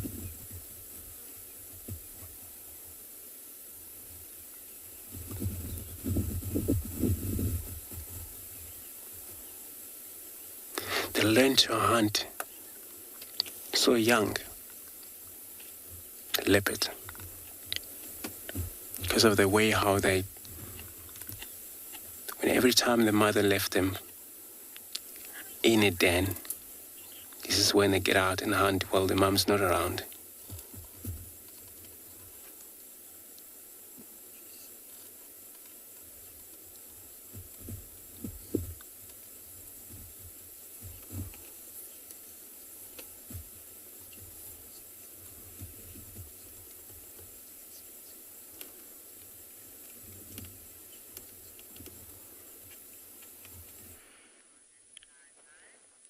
So a few of the pups have gotten up now, moved behind that little tree.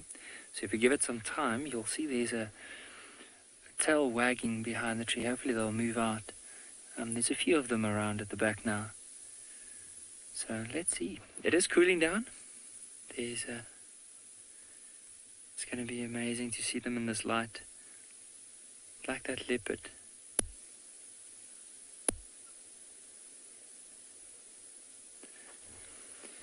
See, they are getting restless. A few yawns, bit of a back screw or neck scratch.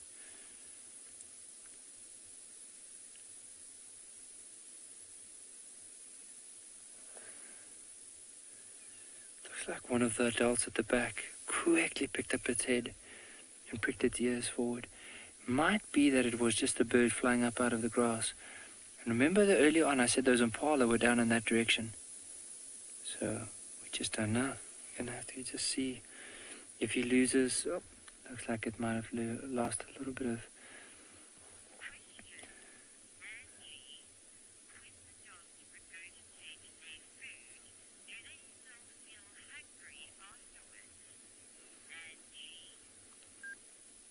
Angie, with the wild dogs, especially with some of the adults, like they don't, or like if they do make a kill and they regurgitate all of it, then I'm sure they'll probably feel quite hungry afterwards. But if it's only like depending on, of course, the amount of adults that we're able to feed, if they can evenly spread it and let's say all the puppies had their fill and there's still a bit left, then I'm sure they won't be as hungry, but there'll still be an empty spot for them to hunt again.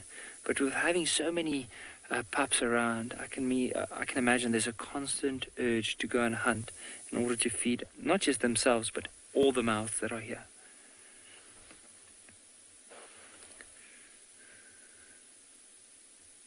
So look at the light, especially from where we are now, just slightly to the right of it. There's a few that have moved into the patch of sun. Of course, these two, does it look like two playing there? But right there, you'll notice that especially when they do stand up in the sun, just the colors of these wild dogs.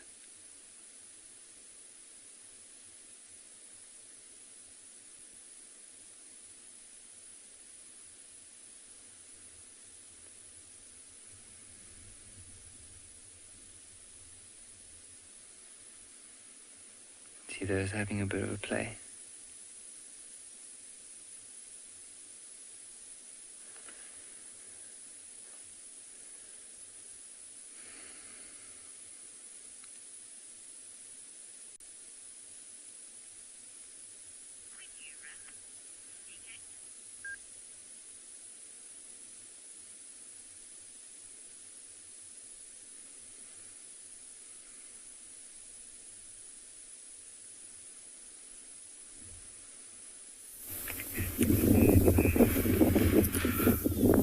Good afternoon, ladies and gents. Just in front of us right here, we have a very beautiful owlet. So this African bird owlet. What a beautiful sight this afternoon.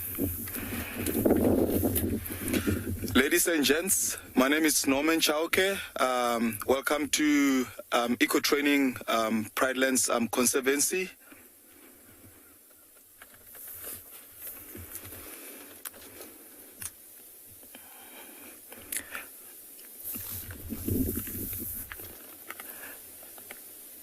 Just a little bit on the right.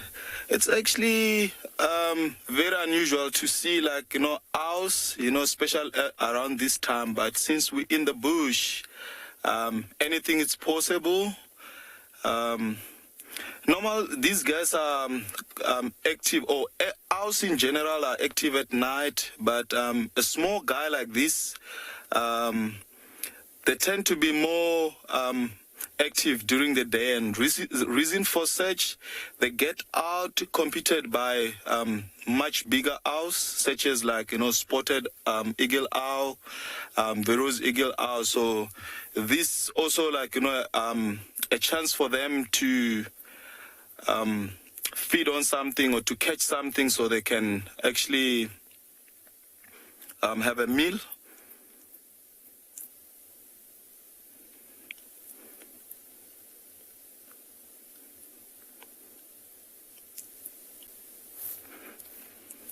It's still quite a little bit chilly and windy this side of the country, or of the bush. Yeah, owls are actually one of my favorite animals now, because the African tribes, all the superstitions around owls and other birds, snakes, particularly owls. So I remember growing up, if you see something like this, you run quickly back home because you have seen something that we believed that they bring bad luck, or you lose a family member within the family. But you know what? Since I went and I did my course and did some research on these beautiful, unique animals or birds,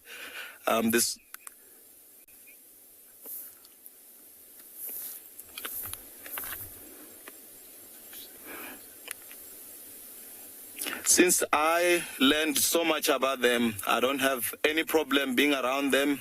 I know their value within our ecosystem, which, which is I find very, very unique and awesome. Beautiful. Back again to our beautiful female leopard, young female leopard. Since she started to feed, she hasn't stopped. You can see some of the ribs showing up already. She already done quite a bit.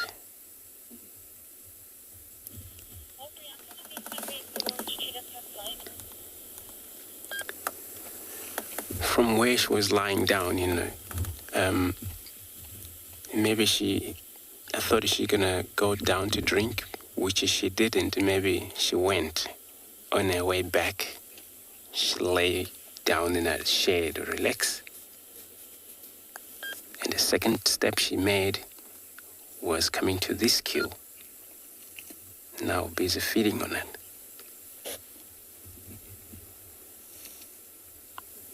Of course, a lot of that time they lost their kill because of this, what happened here. Putting that kill on the ground. So, understand that was a hell of a swallow, that whole chunk.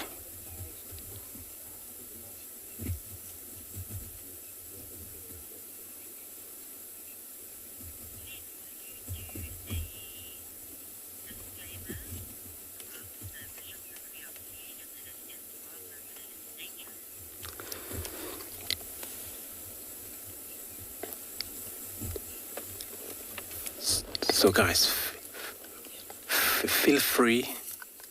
This is Wild Earth, and it's live right on you.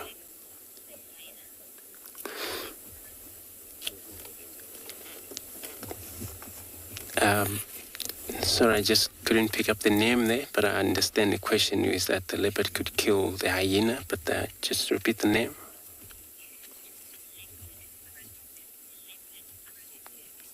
Leopard print. I seen that happen only once during this kind of work I'm doing. I seen a leopard, it was a huge male, eventually kill the hyena, but never again. So it's seldom to see that happen. A lot of time, the hyena kill this cat because, of course, they're so a lot stronger, these hyena. But that it happened that male leopard was so huge and that hyena was always drag its kill away from him. So, but of course he fight it and managed to suffocate that hyena to death.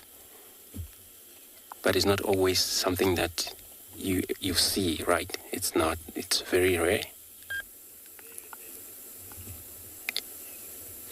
Remember this, everyone. This is yours. Wild Earth live right here. You can bring in a question that you want to know about this specific cat. We already talked about that a little bit. You can bring this question to hashtag Wild Earth on YouTube, on Twitter as well. That would be so cool.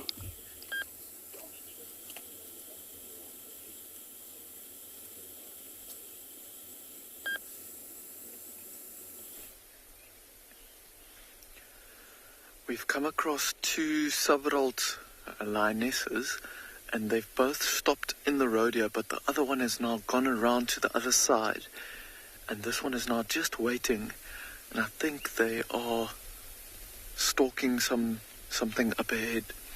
She's just sat down right in the road, and the other young lioness has gone around the thicket to the right-hand side. So we're just waiting to see what happens, and I think this other lioness is going around to see if she can chase whatever is in front towards the one that we've got in the road here.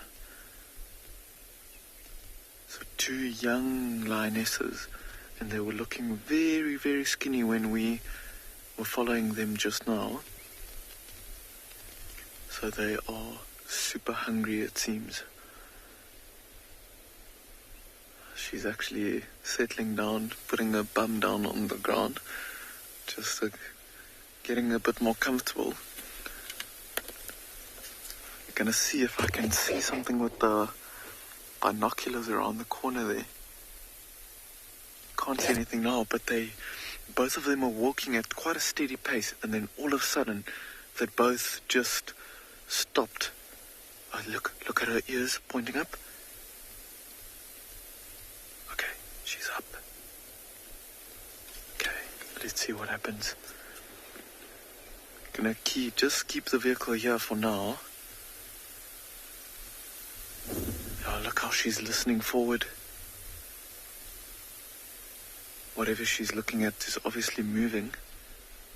Otherwise she wouldn't have moved. She's maybe listening to where the other lioness has gone. Yeah, look how it grabs her attention every now and then. Okay, she's settling down. I think let's creep. For now, let's actually settle down here. Because we've got a view of her on the road there. And I'm quite scared that if we go closer, we might chase whatever the other lioness is stalking. But for now, I think Craig and I are just going to sit here and wait and see what happens.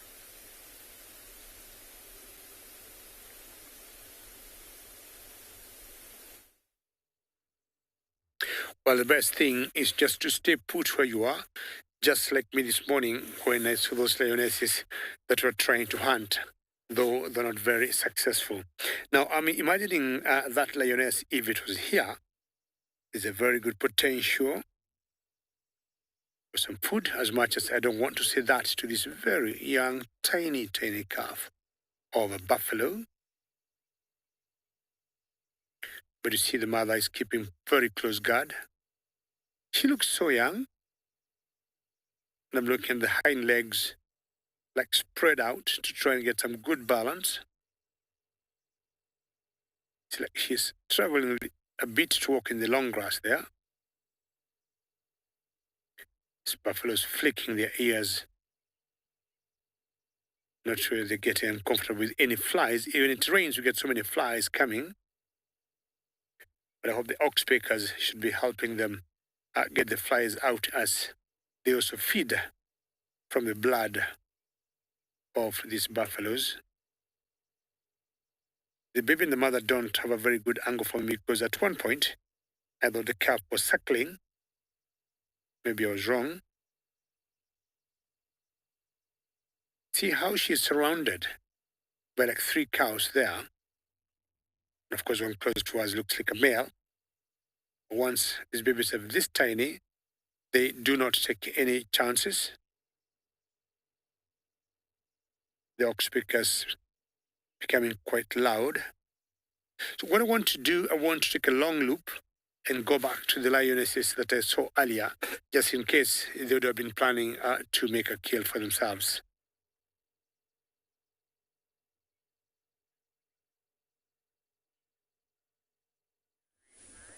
So those wild dogs have moved from when we last saw them. So you can see they've all scattered across right in front of us here. You might notice some off to the right, there's some off to the left, but a few around at the moment.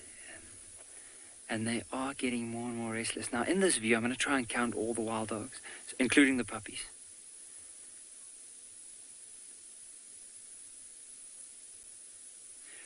I could already count like 18 just right in front of us. So now, let's see, there's some that are still lying down in the grass. There's another one coming in from the right. That's possibly going to come and join up with them. So, have a look at this. So what we want to do is we don't want them to get too close to the vehicle and get too comfortable with the vehicle being around. But what we'll do is if the youngsters do move closer, we might just move slightly back to give them a bit of space.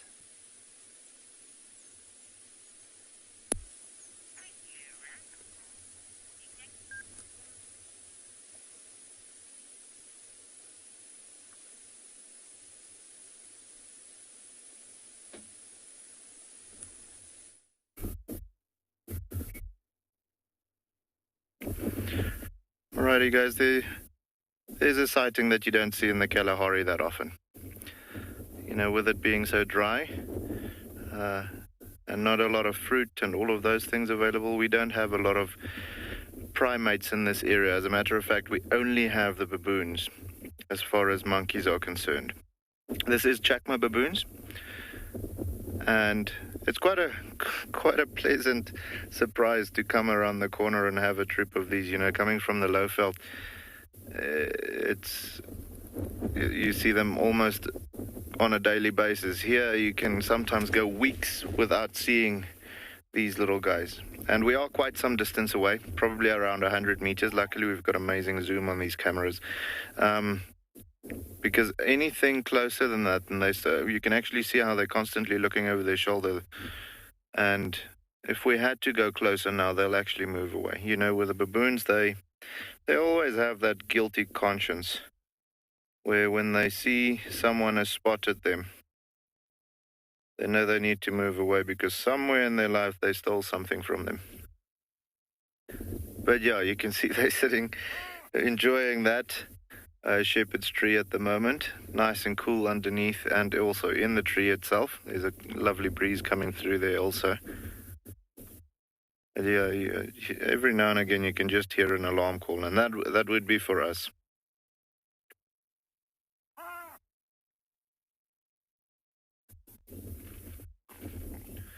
So Learn Ranger just asked a question, what do the baboons feed on in the Kalahari?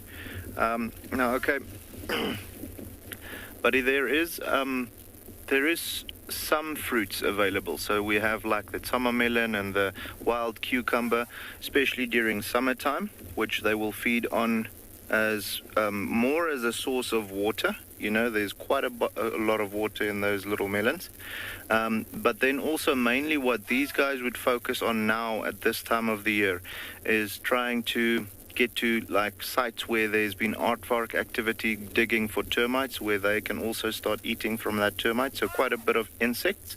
They'll also eat things like maybe little beetles and so on, and then a lot of the seeds. So like one of our big trees that we have in the area, camel thorn, the common camel thorn, they've got these big grey seed pods, which keeps the seeds inside for quite some time, and good. And those are very, very nutritional. We also have smaller bushes around here called raisin bushes, which actually makes a little seed-like object or a little fruity thingy that when it gets ripe and falls off the tree, it actually looks like a little raisin, and they love eating that. During summertime, you find their dung balls being covered in those little raisins of the raisin bush.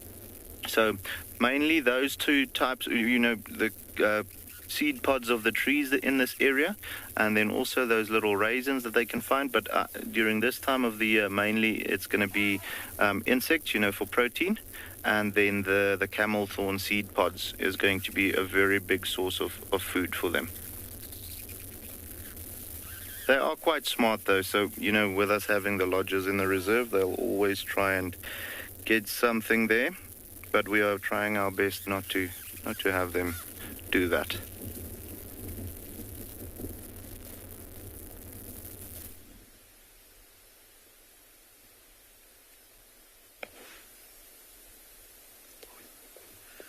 So we are actually looking at these two lionesses, and they are stalking something on the right hand side. You can see how this lioness is sitting down, but she's looking with her head down low, and the other vehicle just signaled to us that there is something up ahead.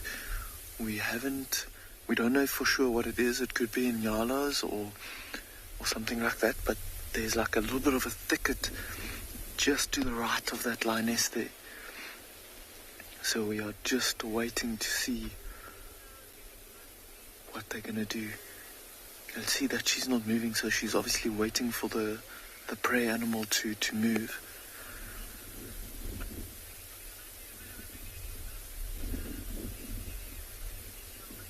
You can see her ears pointing forward, listening intently at what's going on in front of her.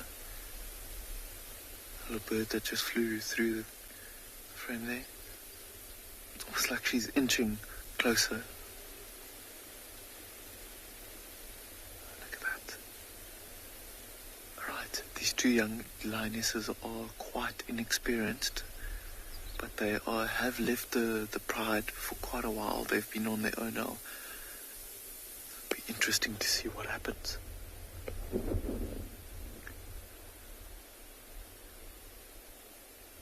at that. You can see the concentration not moving around too much. See how her body is moving. It's almost like she's positioning herself to just get off of the spot very quickly.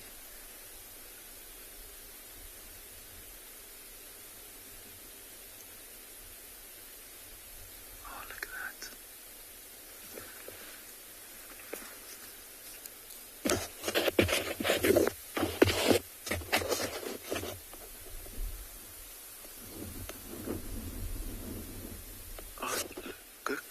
Look.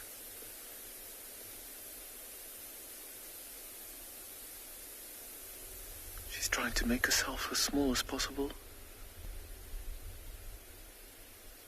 She's about to go.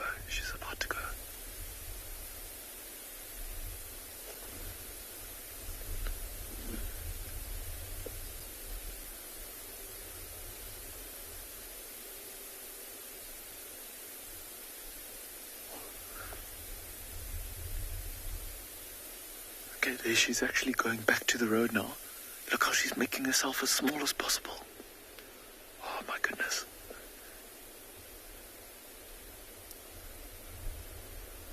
Oh, she's coming this way.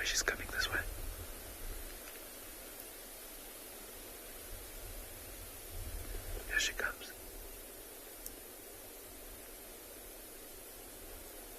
Coming right past the vehicle here.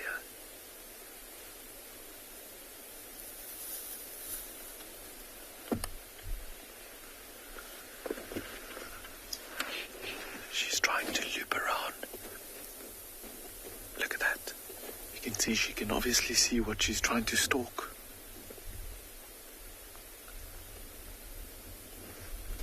Okay. So remember, there's two lionesses, so the other one's just on the other side.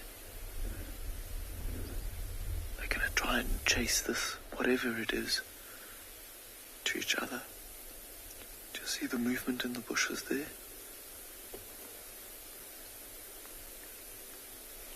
I'm not going to move the vehicle. We don't want to affect this hunt at all. Just sit and listen.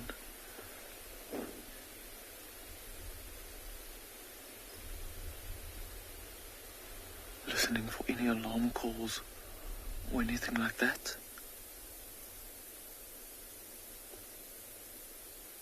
Quite a nice dense area, and I think whether it's in Nyalas or Impalas, they're probably coming to these denser areas while the wind is blowing like this.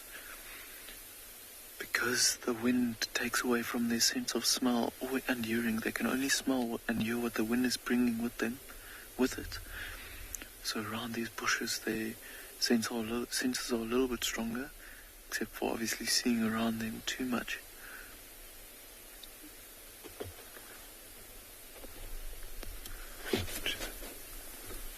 There's a lioness that just came out now.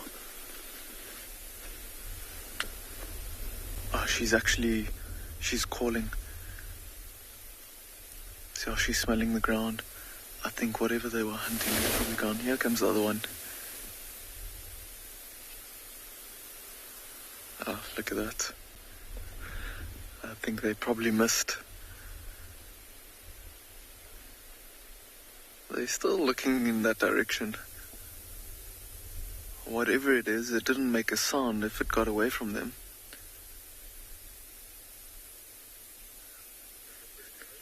I wonder if it maybe just slinked away without them even noticing. See how they're still looking and listening though. And then they walk down the road towards the other vehicle there that's in the sighting with us. I think we're gonna just stick around and see what they get up to.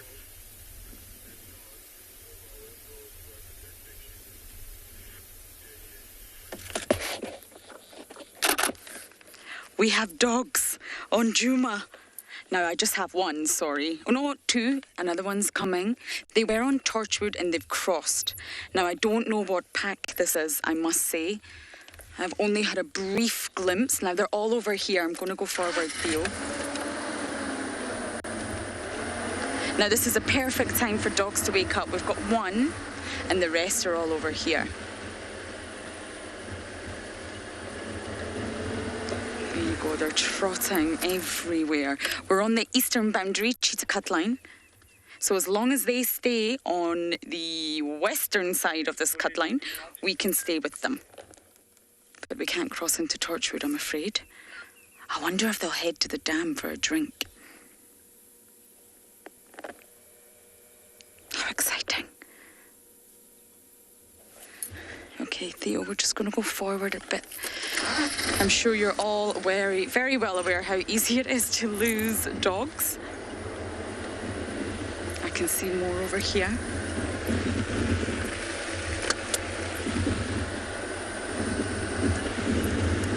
Now, I don't want to split the pack. That's why I'm driving really, really carefully. Now, they're all on the Torchwood side.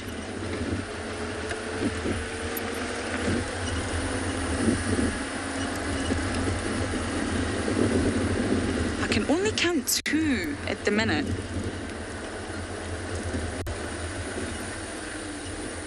Right, let's get ahead of them, Theo, and then we'll have a good look and try and get some IDs.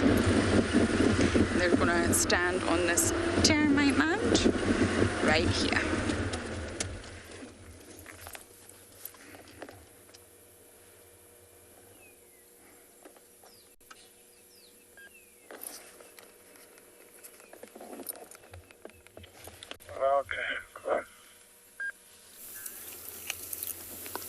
Back to a beautiful cat, everyone. You can see how the head, the ear, one ear is already cut off. And probably she's going to deal with another one. Remember again, we're bringing this live on you from Wild Earth Live. And sorry for the sensitive viewers. What is happening here? It's nature. This is how these cats survive. And it's the way of life for them. Somebody has to die for someone to survive. I'm so sorry about that. Look how she's gonna swallow the whole thing. Sometimes it's gone.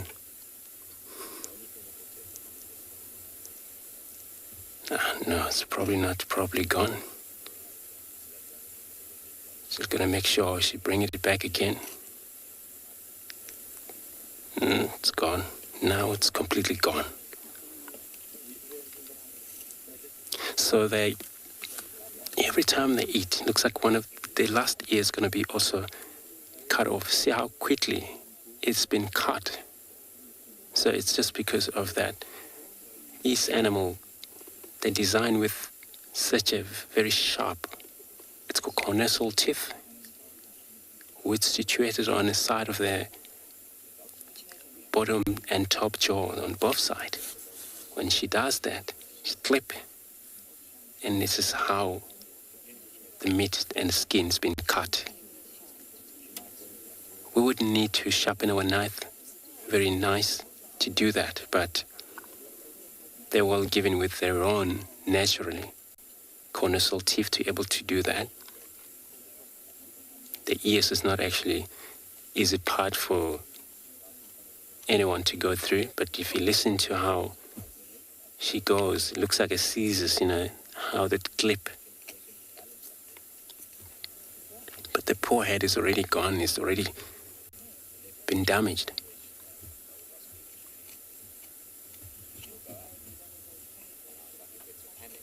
So she will get dirty because of the blood that's coming out of that animal. But when she's done, she's probably gonna, I'm not sure, cover it up again with grass. Then she'll lick herself to get to clean the blood.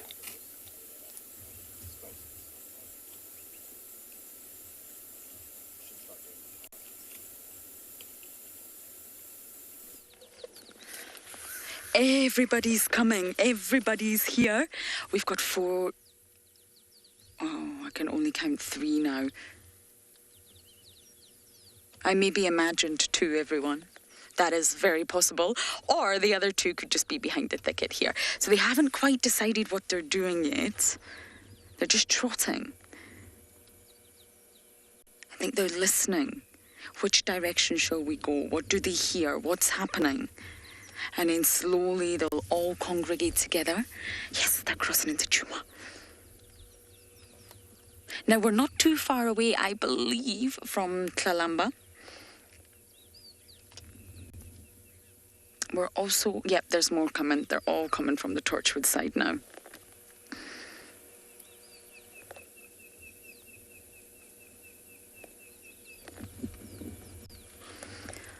One, 2, 3...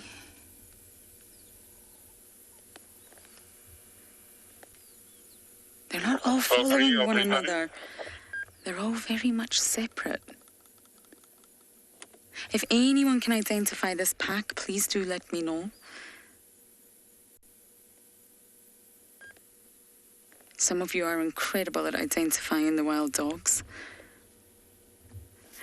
Okay, let's go up. I think we're going to stick to the... Oh, no, it's crossing over. I was going to stick to the one on the road. There's another one coming as well. So we've got 5 in total so far, and they're off. They're off on a mission. Are you ready, Theo? We're going to follow. There's one here. A stationary flat wild dog sighting is luxury. And this is the perfect time for them to hunt. The sun's going down. It's cooler.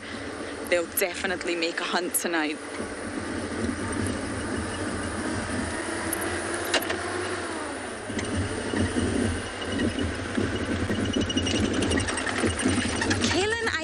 You were asking... Oh, they're right at the Tlalamba sighting. Oh, my goodness. Tlalamba's there. Okay. I'm on the cut line, so it's okay, but they're right where Tlalamba is.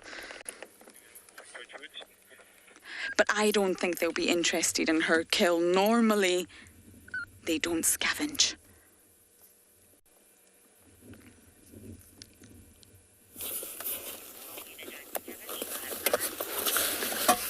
Beautiful, back in this scene. There's a dog. This is the dogs coming in, guys, to this scene where the Tlalamba, now she ran. And they're busy chasing after her. See how she get up, get up, get up, get up, get up, get up, get up, get up, get up. Ah, she's up in a tree, thank God. She's up in a tree. Oh, they were so close. So this is what, guys, happening. We're talking about,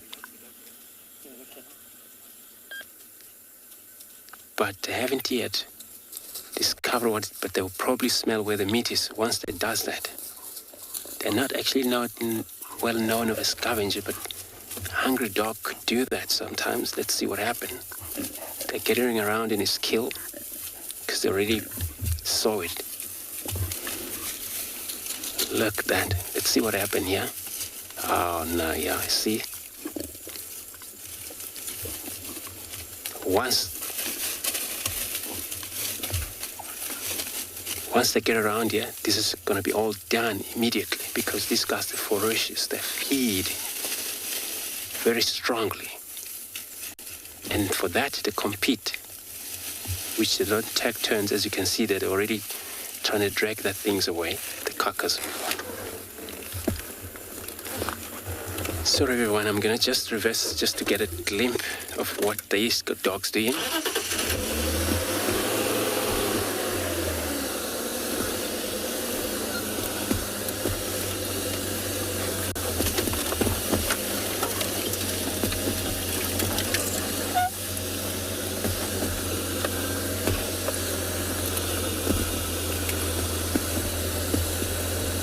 Come on. Definitely you see they're in packs. If that leopard was delayed to get up in that tree there, of course will be caught and the rest of them they will be running into that. It's still a young leopard, remember. Will be, I think, completing 3 years in November, if I remember correct, that young leopard. So definitely maybe it will be a serious injury for that leopard. See how many dogs are here already. See, I was talking about the intestine is out. That was making the whole impalas coming heavy for that leopard to put up in a tree. I think that was the case.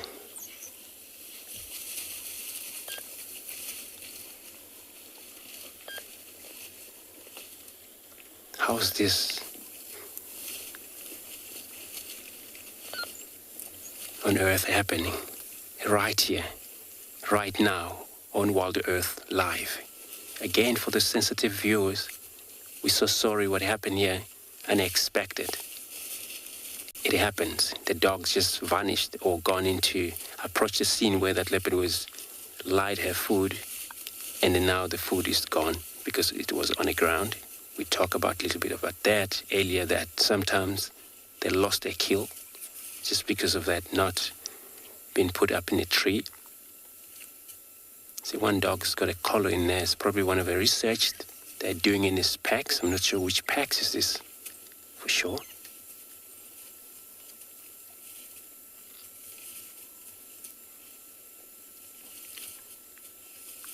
So there you can see there is no order in terms of feeding. So everyone get as much as they can. And then there will be nothing left. It will be just going to be a bone.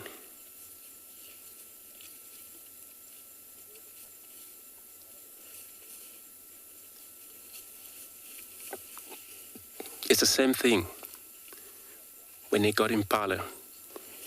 These guys, when they kill impala, whatever they kill, many times that animal die of, die hard because of maybe is no meat finally on that animal, and they don't suffocate. I mean, they just go wherever they can, just wrap off a part, and animal die of losing blood many of the time.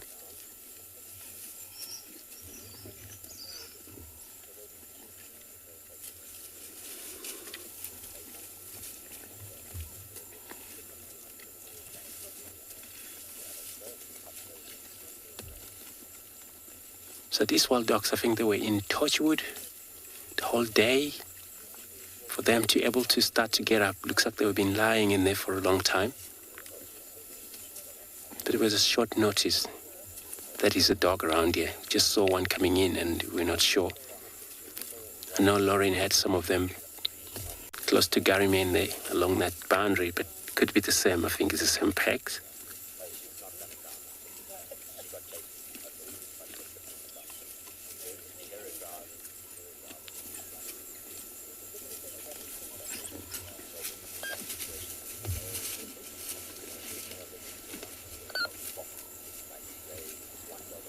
Since they get in there, you would imagine that a lot of meat that was in that impala.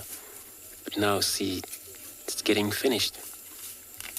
Now they're busy with, we were talking about how voracious they are when they eat. See how they don't care, they just rip it apart. They might actually leave a little bit, or maybe just a bone, so that maybe the leopard will come and have a little bit of what is left. But it won't be much then, otherwise the hyena later on, they're probably going to investigate the area. It's going to be a more serious problem that's going to be happening here at night. Even though then will be a much or little left for that leopard.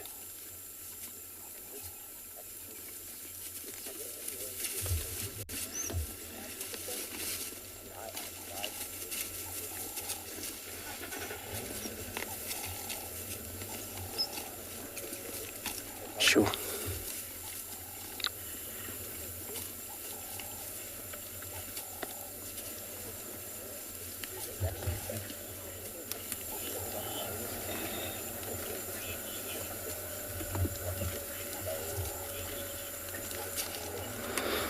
So, Tati, well, hyena, of course, they slightly far too big compared to the dogs, to wild dogs. And in terms of feeding, it's the same thing. There's no order. So whoever got the right place, they do the same what is happening here. The bunch of hyena when they get into a kill. But it's so these dogs are so small, and they're not actually related to a hyena at all.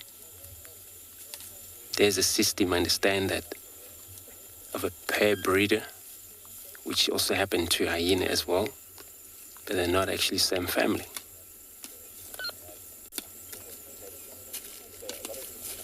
These are Canidae dog, and Hyenidae are Hyenidae.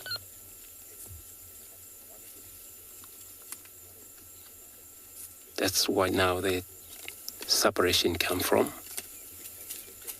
But they're all predators. The killing is the same. Hyena also can hunt successfully, but they're well known of as stealing from another quite often, rather than hunting, but they can hunt as well. But these guys are more successful in terms of hunting. Stealing, it happened because when the meat is available, of course everyone's hungry, then they have to. And they knew that it was a weaker cat, single cat, that leopard, and it ran away. And it was a good advantage of them going into this meat and finish it off. But if it was a lions, there was no chance of these dogs coming any near around here. They'll be already vanished, gone. Look, one is going to run around with a piece of bone. It's the one with the collar.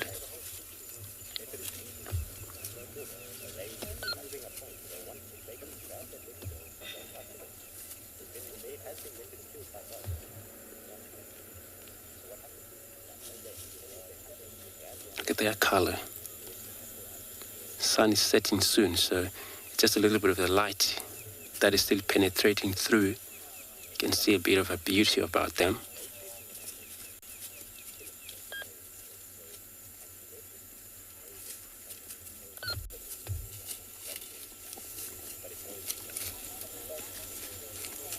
It was not timing, but I don't think it takes any 15 minutes to get these things down, these guys. They're so quick. Because there are more than one, so, and that's how they hunt. They hunt in packs. Kill sharing. All of them feed. Interesting things when they have puppies.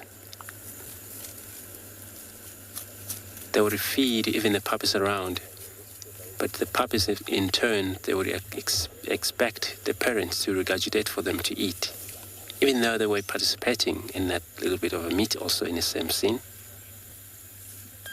But when the meat is done, they'll be squealing a lot for the parents to throw out the meat for them to eat, which is it's more interesting.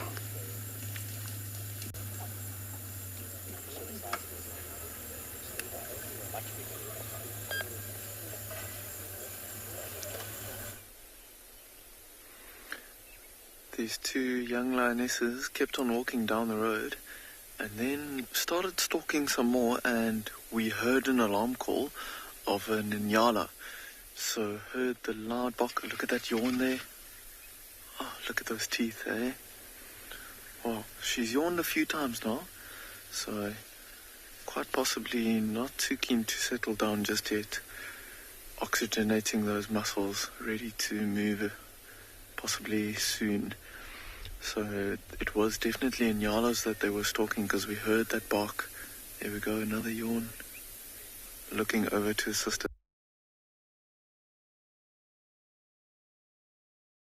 Another yawn. Looking over to his sister.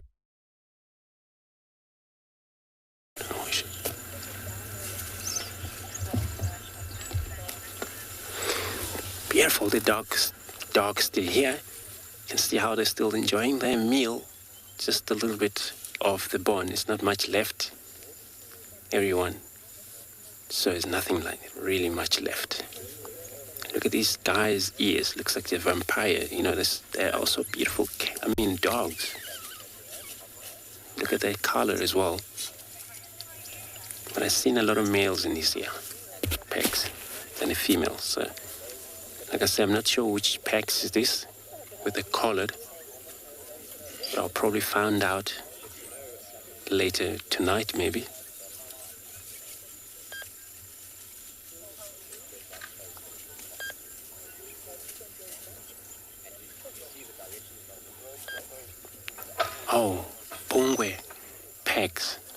So interesting to hear this. Thank you so much. Well, it makes sense. Pungo is not far away from here. Just another boundary. It's Manyeleti Game Reserve. That separates Sabi Sands in between. And there's no fence between us, so possibly they run around these guys, then that's how they hunt. But killing, that's how they do.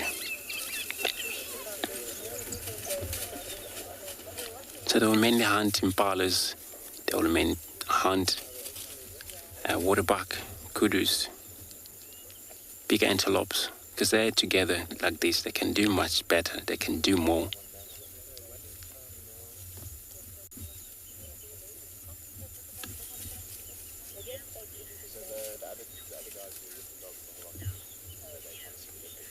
Deer watcher, it depends. But when they're full, they mainly lie down when they're full. But if they're going to run around again, it means that they didn't have much. Of course, they will be definitely interested in hunting. For them, hunting is the key of life. And all they do, they have a sense of speed, which allows them to keep up with the prey for such a long time, not to give up in terms of chasing up the prey. Some of the prey die off, probably maybe tired or fell off, and these guys just finish when they arrive. Clever enough of the prey species such as kudus, impalas, when there's the water nearby, that's how they run into water for survival. But you can see how these dogs surround that little water hole. If it's a little water hole, they will even wait for that antelope to come out of the water. If it doesn't, then eventually they will probably spend time there, wait for that animal to get out of the water.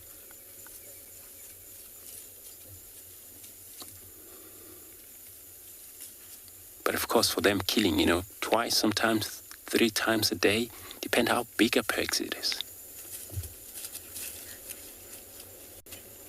Look at this. So that collar was put on it was put on the industry. So it'll last, generally, there is a thing in the research. Wasn't that absolutely incredible? Andrew's now got the dogs, I've now got the leopard. It's 2 separate sightings now. Kalamba's moved off, not too far away, to be honest. She knows the dogs are not really going to come for her, and she also knows there was no point in staying there. She must run, and she did. And she looks a little bit, well, she's not a happy chappy, shall we say. Kalamba girl, you should have hoisted that. She's panting. She must be exhausted. She went up a marula tree and she's came back down. So she's obviously not in the mood for trees today. She didn't hoist that impala last night or this morning whenever she made the kill. And she's not stayed up the tree. So she's not too scared of the dogs. I would say they're just a little over 100 meters away. Maybe 200. Wasn't that crazy? I did not think the dogs would go for that. I love it when nature proves you wrong. Oh, she's panting. She looks just like a mother when she's got her huffy face on. Poor Kalamba. Let's hope the dogs don't come this way.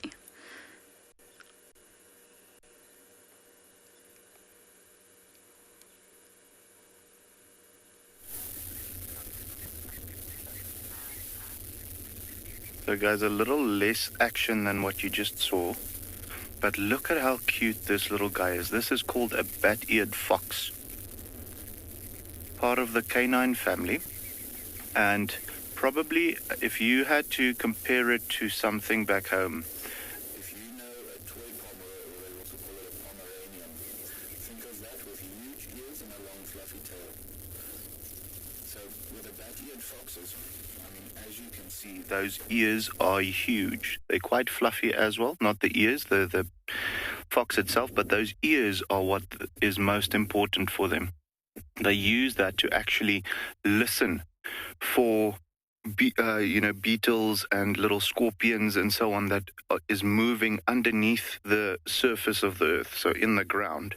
And then when they hear that, they'll actually start digging and get to wherever that little guy is hiding, and then they'll eat that. As I just explained, dominating aspect of their diet is insects. You will find them eating little barking geckos and that little rock agama, ground agama that we saw earlier, if they're fast enough to catch it. But the diet mainly consists of insects, which at this time of the year will primarily be, just like the baboons earlier, termites, but they would love getting a little scorpion or anything like that. There's also something that we call a solifuge. So the other name for it is a sun spider. So it's not part of the spider family. It does have 8 appendages though, basically 8 legs, but they don't have a segmented body. So also no venom glands or no silk glands. Quite a scary little guy. But these bat-eared foxes, they love them. And typical to see them late afternoon, just baking in the sun a little bit before they start getting active during the night. They are primarily nocturnal when it comes to summertime. Wintertime here in the Kalahari is freezing cold during the night, so then you find them actually being a little bit more active during the daytime. But he's just slowly waking up, enjoying the last little bit of sunlight. And then as soon as the sun goes down, they'll probably start getting active and looking for something to eat. Typically this time of the year, you see them either one like this, or you find them in pairs. So maybe this one is a previous, pup that was just pushed out by their parents. Normally during about June, July is when the adult dogs or adult foxes will push away the previous litter and then make ready to mate and have the next set of puppies. You can see he just got a little warm now in the sun. It is quite a warm day today. So maybe he's just moved around to the shady spots. But yeah, guys, very, very cute. That fluffy coat of theirs, they'll most likely start shedding now. And so getting a little shorter coat for summertime.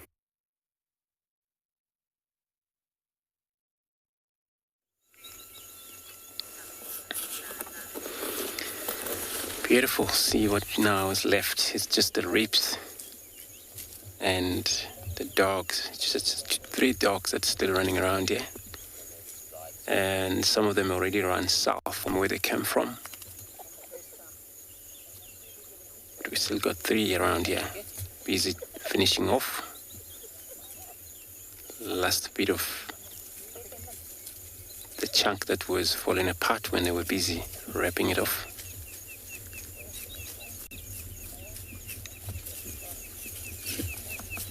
How beautiful it is.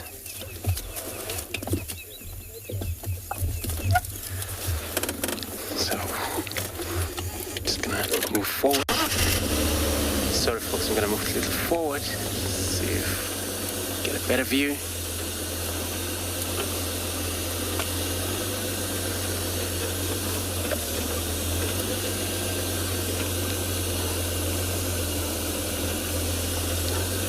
This is where they're stolen it from.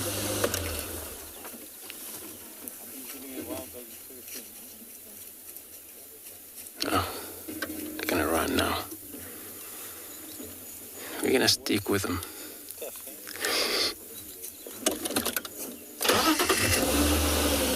Gonna get around. Get to see if we can see them again right now.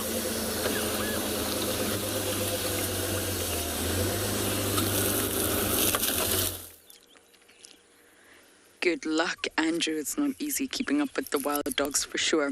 She's looking. She knows they're on the move. I don't see them. I don't even hear them.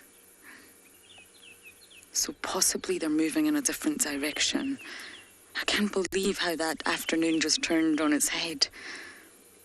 But this regularly happens to leopards. It's normally hyenas or even lions that steal their kill. She's going to go back. I think she knows they've gone.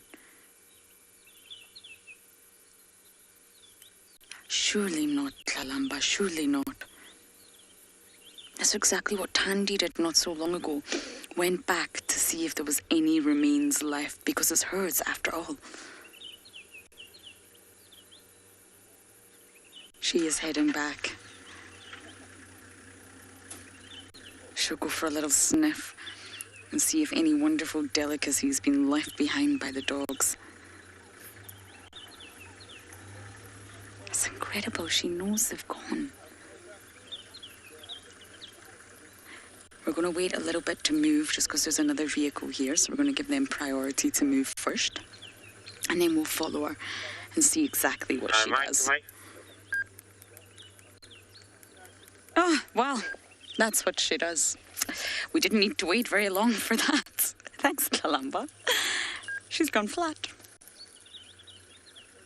Isn't that wonderful? Obviously comfier grass over on the other side. So I'm just going to let Aubrey reposition, and once he repositions, we'll try and get a little bit closer to her. But I don't think the princess is in the best of moods, to say the least. That's the first time that I have seen wild dogs scavenge like that. I've seen leopards scavenge of dogs. I've seen lions scavenge, but I've never seen the dogs take something like that.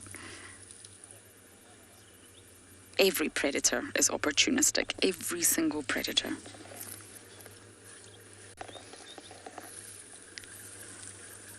Okay, I think it's safe for us to move now.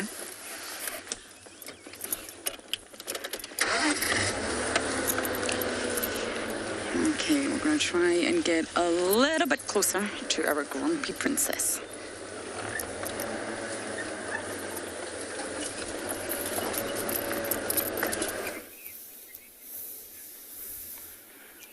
Good afternoon, ladies and gentlemen. So we're back here at this. Guess what dam is this? Well, it's one of, most famous dam, in Ndlovu Dam. So we just back here. We just watch a beautiful sunset going down. We're just waiting here to see what comes and, drink.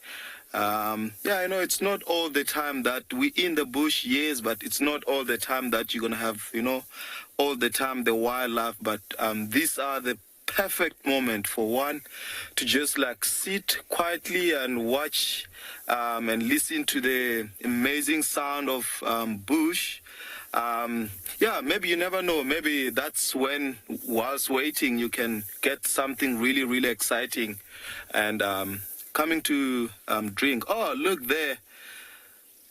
We have a nice dove. Can we zoom in a bit so we see? Yeah. Okay. Ah, nice there. So it looks like one of the dove. I'm not really sure. I think it's a ring-necked dove. One of the most common dove here, but very, very beautiful piece of bird to just watch. One thing that you find about like dove that I find very, very, very interesting is that when drinking, they don't have to have a sip and then turn their heads up and then go down you find like maybe with chickens. If you have a chicken or a rooster, and most of the time when drinking, its head get a sip and then lift up their head up and then let the water goes in and then back again down. So I found that really, really nice. If you can hear at the background, there's some crested francolin as well, calling. So we are just gonna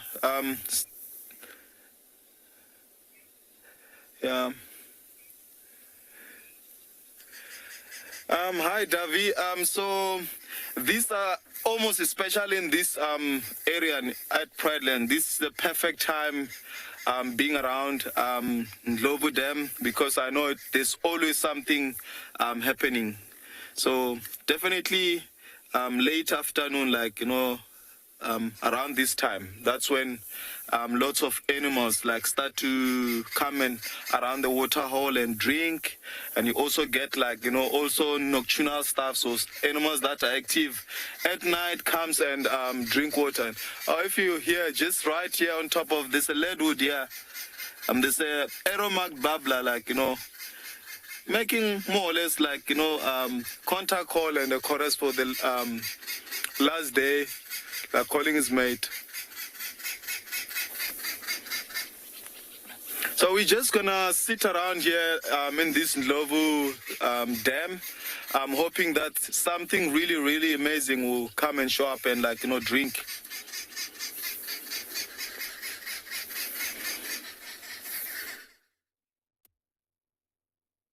All right, guys, probably one of my favorite antelope of the Kalahari, the gemsbok, or previously known as the oryx. Stunning, stunning animals. I love those straight horns of theirs. But it is properly baby season. Unfortunately, I won't be able to show you this one, but there's, in the bush just to the left of where these oryx are standing, there's a small calf, probably, I want to say, a day old, if it is that long. That is hidden in here. We just saw the ears flapping, and then he went laying down again, he or she. So we actually were hoping that he was going to follow mom. But this time of the year is typical time for the oryx to have little ones. They don't have a particular breeding season, so they'll have their babies all year long. But during this time of the year is normally when you'll actually find the most calves dropping with the oryx. So quite cool. It is just in the beginning of spring, so they would want to give birth now as soon as the rains start falling. So hopefully the rains are not too far away for this little guy. That would be great, because then mom's milk is going to be good and he's going to get a kickstart to life. But yeah, just always a pleasure seeing these oryx, even the adult ones. And that is just, I just love them.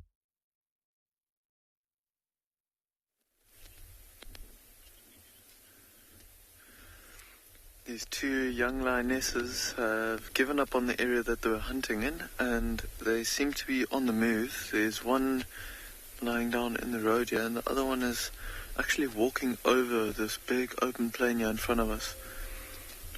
Hey, you can just see her.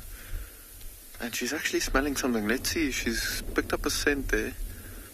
They've been stopping every now and then and smelling some scent on the ground, maybe some previous lions coming through the area. Bit of a yawn there as she's walking. And these two are two young lionesses. Oh, see how she just stops and listens and looks every now and then. There was quite a few impala earlier and they all ran off. Look how she's actually looking back now. Probably waiting for sister. Yeah, look at that. Just as she stopped and looked back, the sister got up and is also on the move. Wow, what a beautiful setting, having these lions walking through this open clearing. You can see how skinny they are, those hip bones sticking out a little bit there in the back, and their stomach's not hanging low at all. You can see they're nice and slender.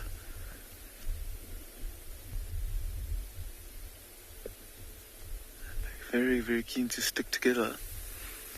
Obviously very strong bonds coming from the same litter and always hunting together.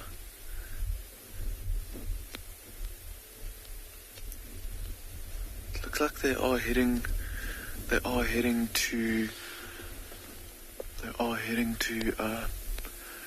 the thicket on the left and the right hand side there.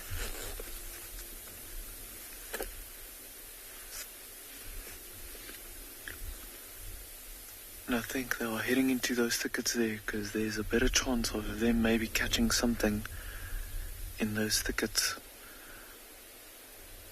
rather than walking and trying to hunt in the open. She's actually looking back towards us, listening to something on the side.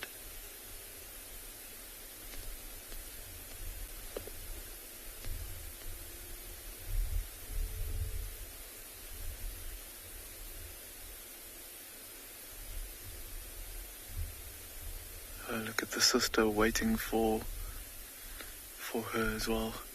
And there they go, straight towards that thick area. You can see the bigger trees there in the background as well. See how they stop and listen. There's a bit of a stretch there.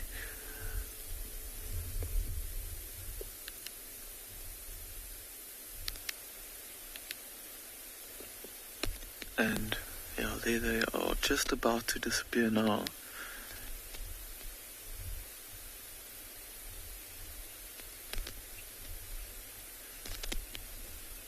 And I think we are...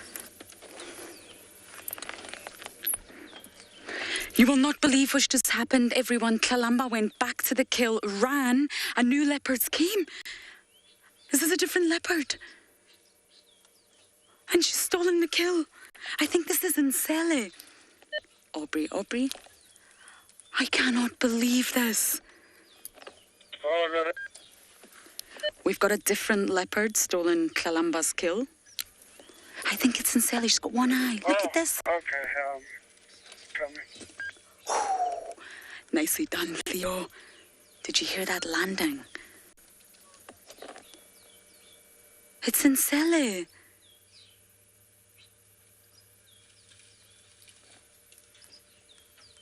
Wow, there's not much left. There's just the skin. The rib cage is back there. Kalamba ran. She's really not having a good day. What a shame. In fact, she's having one of the worst days I can actually think of in quite a long time. Yes, this is Nsele. I've been waiting to see this leopardess. She's a much older leopardess. I think you managed to see her with David Hancock not so long ago. James Hendry and I and Davi spotted her in Simbambili. Now you can see that she's older if you look at the sort of saggy skin under the tummy. Now I'm pretty sure it's her. Really easy to recognize by the one eye. It's Nsele. Yeah, one eye. Sorry, I'm just letting Aubrey know because everyone's very confused about what's happening right now because of the madness, shall we say. Wow. And there's really not much meat left there. She's just going for it. She tried to climb the tree. I'm not sure why she came back down again. But Nsele's mother is the same mother as Tiani. And she was born in 2009, so she's 11 years old, give or take.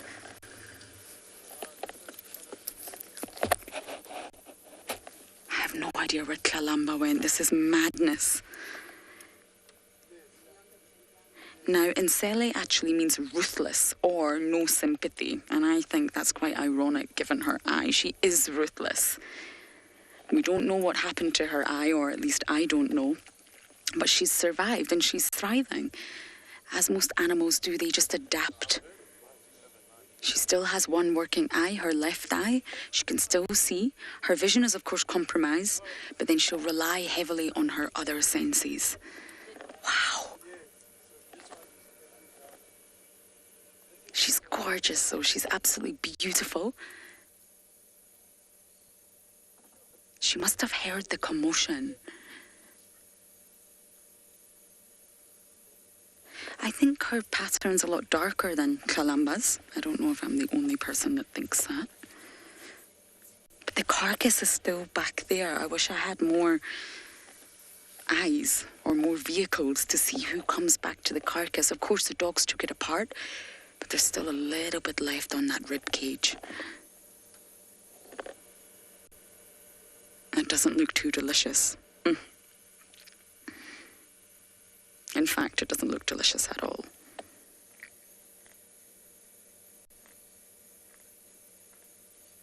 Dogs And 2 leopardesses, not bad.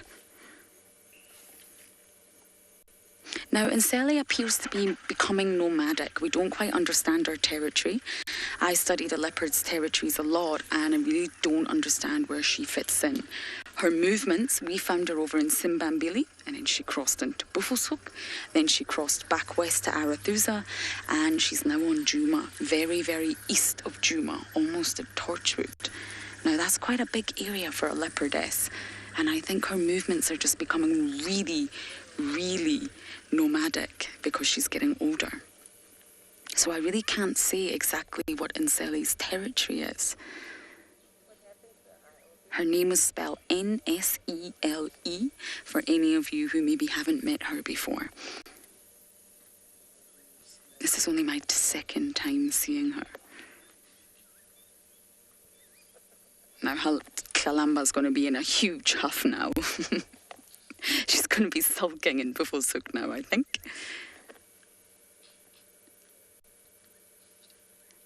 Now, there really can't be much nutrition left from the skin.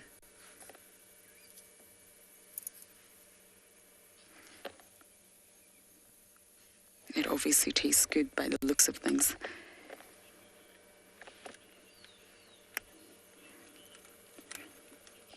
Emily, that's a great question, because many people ask, how do any animals clean their teeth? And there's a rule, and it's actually from homeopathy, and it says like cures like. And basically, animals' teeth get cleaned. The material in your teeth is very close to bone. It's very similar to bone. So when they crunch bones, it actually cleans their teeth. Now, their teeth are I'm stopping for short break. Sorry. Oh, enjoy your champagne. The teeth are not as closely packed together as humans are. There's gaps in between, which means the food don't really get stuck. But if anything was to get stuck, they'll just crunch through some bone or gnaw on something, and that's normally the perfect method for cleaning their teeth. And of course, they don't eat junk like we do. So they don't get cavities or plaque or any awful things that humans do.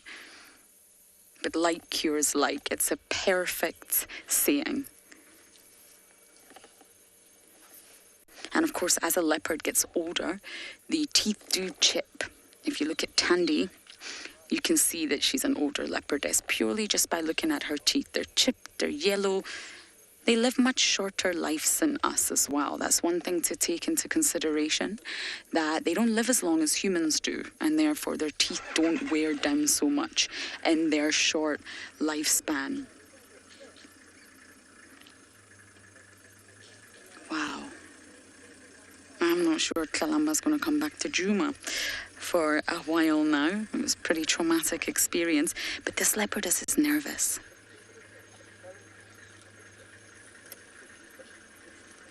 I don't know why she jumped down from the marula, but she knows there's another leopardess in the area, and she probably knows there's dogs.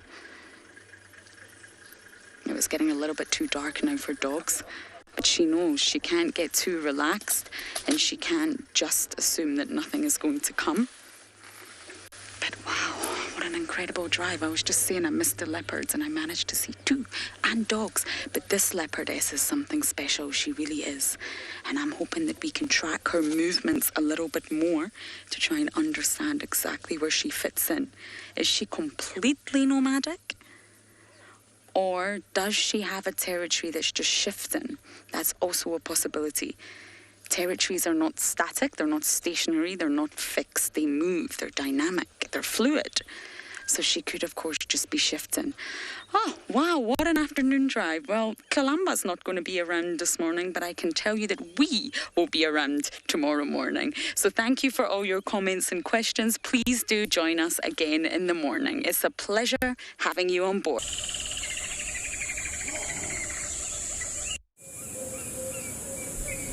This program features live coverage of an African safari and may include animal kills and carcasses. Viewer discretion is advised. A warm welcome to all our viewers at a beautiful day here at and Beyond in Gala. And we're currently watching a hyena lying down on the bank of the big Timbavati River. So I want to encourage all our viewers, come jump on this live